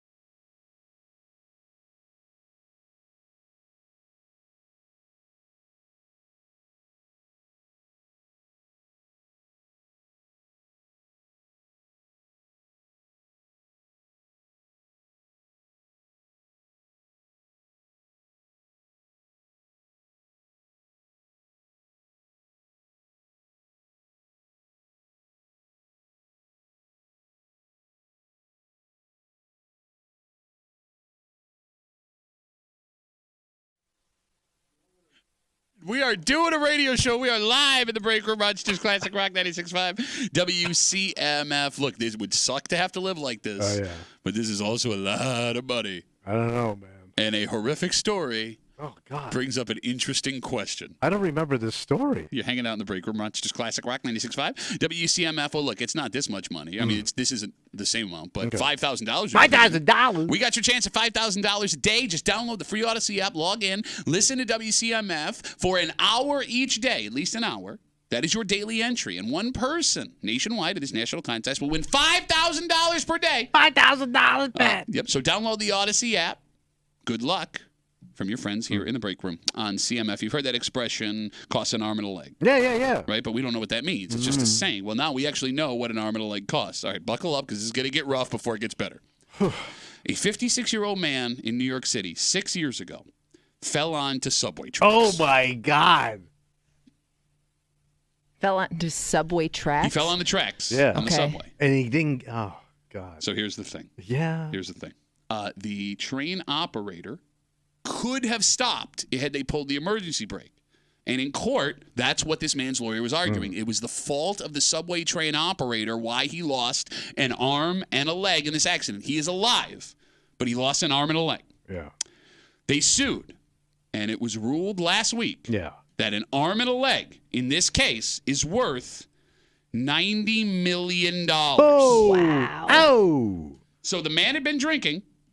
The man who lost an arm and a leg. Wait, he still got 90 So that's mil? how he ended up in there in the front. That's what I was wondering. Like, did he just lose his balance? The man had been Somebody drinking. Bump into him? But the driver admitted in court that he saw people on the platform waving frantically. He said he saw someone on the tracks, but he thought this man was a bag of garbage. That's okay. He also admitted in the court that he should have hit the emergency brake and did not. 90 mil. All right. No. Yeah. Would you trade one arm and one leg for $90 million? Like, how are they removing it? Let's say it's painless. You just go to sleep. I you go to wake the up. hospital and they cut it off. Yep, they cut them off. You wake up. You are now sans an arm and a leg. You will have to live the rest of your life down an arm and a leg. $90 million. Do I get to choose? Yeah, which ones would you lose? Well, I like balance. Okay. I don't want all on one side, then I'll fall over. Yeah, but you definitely want to keep. Are you right-handed? Yeah. So you want to keep your right hand, And if right? you're right-handed, Most you're likely. probably right-footed. Yeah. So that may complicate things more than you think. She's right. You lose a strong foot or a strong arm if you pick one. Yeah, but of I think each. I could train my other foot. The hand would be harder. You think so? Yeah, especially, like. That's where your And even mind like went. and like this stuff, Yeah, no. 'Cause when I don't. So yeah, it's not as good. We're on camera. Right? I'm just doing diddle fingers. I would say I want balance. I would say I would keep my right arm, and keep my left leg. Lose right leg. Lose right arm. But you would trade your arm and an arm and a leg for No. $90 million. Wait, what? No. After thinking this hard about it, No, you're gonna because I say no? mean you're pretty much paralyzed. Okay, but like, Yeah, but bro, you could with $90 million, you could pay for bionic arm and leg, right? Okay, let's not do listener logic. We're like, I would just buy a new. Well, but I'm saying you're to a gonna country have and the have it best. Think about it though. With that amount of money, you're gonna have the best healthcare, technology, whatever you want, you can get. I did not think about how the technology like of those legs now Yeah. are Okay. like those Blade Runner guys. All right, let's just say hypothetically. I don't get that. In the hypothetical situation, you can buy whatever medical stuff you want, but you cannot buy anything to replace the arm or the leg. You have to live arm and legless for the rest of your life. I'm out. Still, I'm paralyzed. At your age, bro, what are good are your arms and legs right now anyway? What good's 90 million gonna do me? You could do whatever you wanted. Barely. That wouldn't involve one arm and one I leg. gotta have no, because you'd be like bathing. You would need to have help. but you can afford to have whatever help you need. All right, I'll give you a Yes, peg. good I'll point. give you like a leg. Wait, what? thing. Wooden sheep? No, you can have a blade, but you got to keep the arm off. Blade leg. You get the Blade Runner leg, but you still lose one arm. Would you trade it for $90 million? I mean, I may be able to pull that off. Okay, At least I can walk. Okay. Kimmy? Yeah. Would you trade an arm and a leg for $90 million? I think so. Why? Because I'll never know what it's like to have $90 million. It's like I just feel like. What'd you get for your chest? Boo. No bionic breasts yet. Well, actually, yeah, there are. Probably. Yeah, not bionic, but you can put them in there. Yeah. No, I just think like you whatever you're worried about in terms of like how it's going to change your life, I also think you have money to make things as easy for you as possible. I mean, it's a valid point. But then you're burning through your money just to get back what you had. Okay, I will say this. We have numbers that can show how much money you're going to burn through. Again, we're talking about this man in New York City 6 years ago, 56 years old. He drunkenly fell onto a subway track. Yeah. And people were waving at the subway operator to hit the emergency brake. The guy said he saw him, but thought it was a bag of trash on the tracks. He also admitted garbage. He should have broke. The guy was hit. He's alive, but he lost an arm and a leg. And now, based on this court ruling, we know an arm and a leg is worth $90 million. During the trial, an expert went on the stand and estimated that this victim's lifetime medical expenses could reach $17 million. Right. Still, he's got. Well, you're not getting 90 mil out the door. So let's say, let's say it gets cut in half. Let's say you get 45. Okay, and 17 million of that goes to medical. All right. I mean, you're still a wealthy person. You're still $28 million. But how are you enjoying yourself? That's my point. Well, your life isn't over losing a limb. Yeah. Man, you can't do a lot of stuff. But you could probably do. What do you do now that you're worried that you can't do? I come in here without and get an arm beat and up. I'm honestly, I'm wondering, like, what activities do you do now where you wouldn't be able to do them? How about wiping my ass? Well, you still have an arm. Yeah, you got another arm. Yeah, but I'm not even. You can't come up with anything. Do you two-hand You sit that and thing? watch. We binge Sometimes TV shows. Yeah. You drink. You sit on your patio and smoke a cigar. You can still do all those things. I mean, she's right. Your lifestyle is actually perfect for $90 million trade for your arm and your leg. But my one arm would have to do everything. Yeah. Yeah. Stairs would suck. You'd learn how to hop probably, right? I'm not big on hopping. Well, yeah, you would be after you lost an arm and a leg. All right. So you're saying great life. I've got Well, millions of dollars and I I'm was simply disfigured. asking. You're like, well, what do you do for entertainment? I'm like, well, what do you do for entertainment now? Regular stuff. No, but like I seriously. drive. I went out. You to can still lunch. drive with an arm and a leg. Yeah. You gotta have a special car now. No, you wouldn't. If your one leg is your driving leg, you're good. Yeah, you're fine. You could drive with one arm, right? No, I mean like legally. Oh, I don't know. Can you Google, can you legally drive with one arm? Because I know there are some weird things where, like, if you don't have it, you can't drive. Oh, the driverless car, though. You could buy one of those, right? A nice one, too. How about that? Would you trade off unlimited tab at any bar? You can. So you can't drive with one arm. Mm-hmm. Unlimited tab at any bar and a driverless car that you can use for an arm and a leg. Wait, that's all I'm getting? Yeah, but that's all you would be doing. No, I got to get a little bit more than that, What? man. But that's all. That's your just an open tab. That's your heaven. Is all you can drink and a way to get home safely. All right. I have to think about it. Okay. By the way, I'm not trading that off. I'm not taking $90 million for an arm and a leg. Oh, my body's too precious. Well, no, it's I not. work out Well, too how would he hard. do his kettlebell swings? Well, you just keep swinging around your head. No, I'm saying like I got kids. I'm assuming I got grandkids Yeah, down the yeah. leg. I mean, I want it. The money's not worth what I'd lose in my life right I mean, now. how many times you picking up your grandkids? You tell me you have grandkids. Yeah. You're the Probably one man not that often. should not You have can said still that. scoop them up with one arm when they're Yeah, little. no, yeah. Hey, Ed, let me tell you how I made all this money. And you wouldn't even have like a great story. Like if you lose your limb in a heroic way. Right. Like that's yeah, awesome. that's true. You do have to tell people how you lost. It's not awesome. I'm sorry. The story at least you have on the back end. Like, Well, it's not like it, yeah. you know what I mean? I If just you- want You're to. doing something. If you're in a bar that how'd you Brave. lose your arm and leg and you go, I wanted $90 million. We come back, we wrap it up, we tell you what we're doing tomorrow next here in the break room on CM.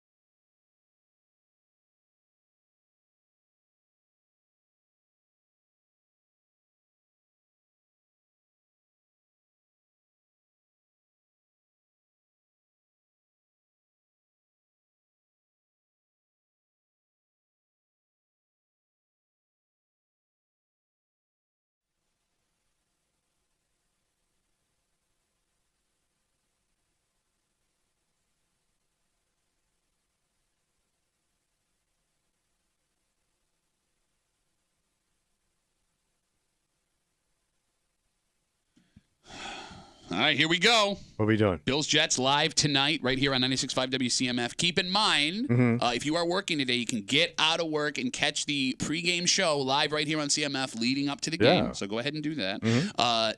Tomorrow, we will be back at it with a very special postgame Tuesday. Okay. We will have all of Tommy's picks recapped, and let's keep in mind he hasn't hit one in 2 weeks. Okay.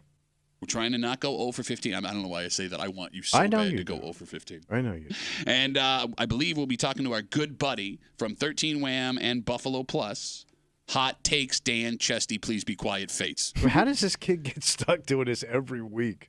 I don't know. Did they bail? The other two bail? Well, no. He keeps. I thought they did like a draft style. That's how they pick the games they're going to. Well, he means with us. Oh, with us. Yeah, because I thought you meant going to the games. Yeah, no, I like having Dan. He's a great kid. I like Jenna and Mike too, but Dan, I haven't thought about it. Oh, Dan he's a just good keeps kid. coming on. He's a nice boy.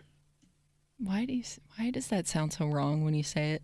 He's a nice boy. All right, so we'll ask Dan tomorrow before we get into all the stuff that happens tonight. Yeah. Is it a compliment to be called a nice boy? Or the boy? The boy? Oh, yeah. That's you don't think they call him the boy around that station? No, because the boy. There are so many young people working at news in this town. Like he's like the vested He's like veteran. the elder statesman. And he can't even fit in the vest because his chest is so big. So Dan fades tomorrow just after 9 o'clock on a postgame Tuesday. I'm sorry. Elder boy. Yes, thank you. Okay, great.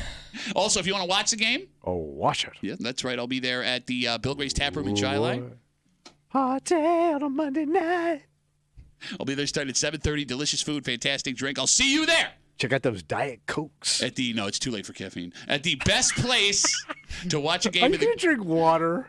I haven't decided yet. No, what else is left, man? I have a beer. Puddles? You can't have a beer on a Monday night. Sure I can. Watch me. You can. You're not my mom. What, are you going to bring out your kettlebells and go outside and work out when everybody's out there smoking? You think, that's not a bad idea because I'm going to be there an hour before the game. Commercial break, kettlebell workout. Yeah, squeeze in a good workout, you lunatic. I only need like 45 minutes to an hour. That's what's great about kettlebell workouts is you get a lot of burn in a short period of time. Mm-hmm. Yeah, why don't you go burn now? That and more next week when Tommy is at the Bill Gray's Tap Room for the Titans game. But we're getting ahead of ourselves. Yeah, we will see you back here, if you're not at Bill Gray's tonight, tomorrow in the break room for Kimmy, who had the greatest line of her career that she didn't even get to say. I know. That's why it needed to be said. That's why I texted it was brilliant. you. Frankie Hidden Valley. For Tommy Muley, who dreams one day he'll be that funny. My name's Pat Duffy. We'll see you tomorrow morning on a postgame Tuesday here in the break room, 6 a.m. on 96.5 WCMF.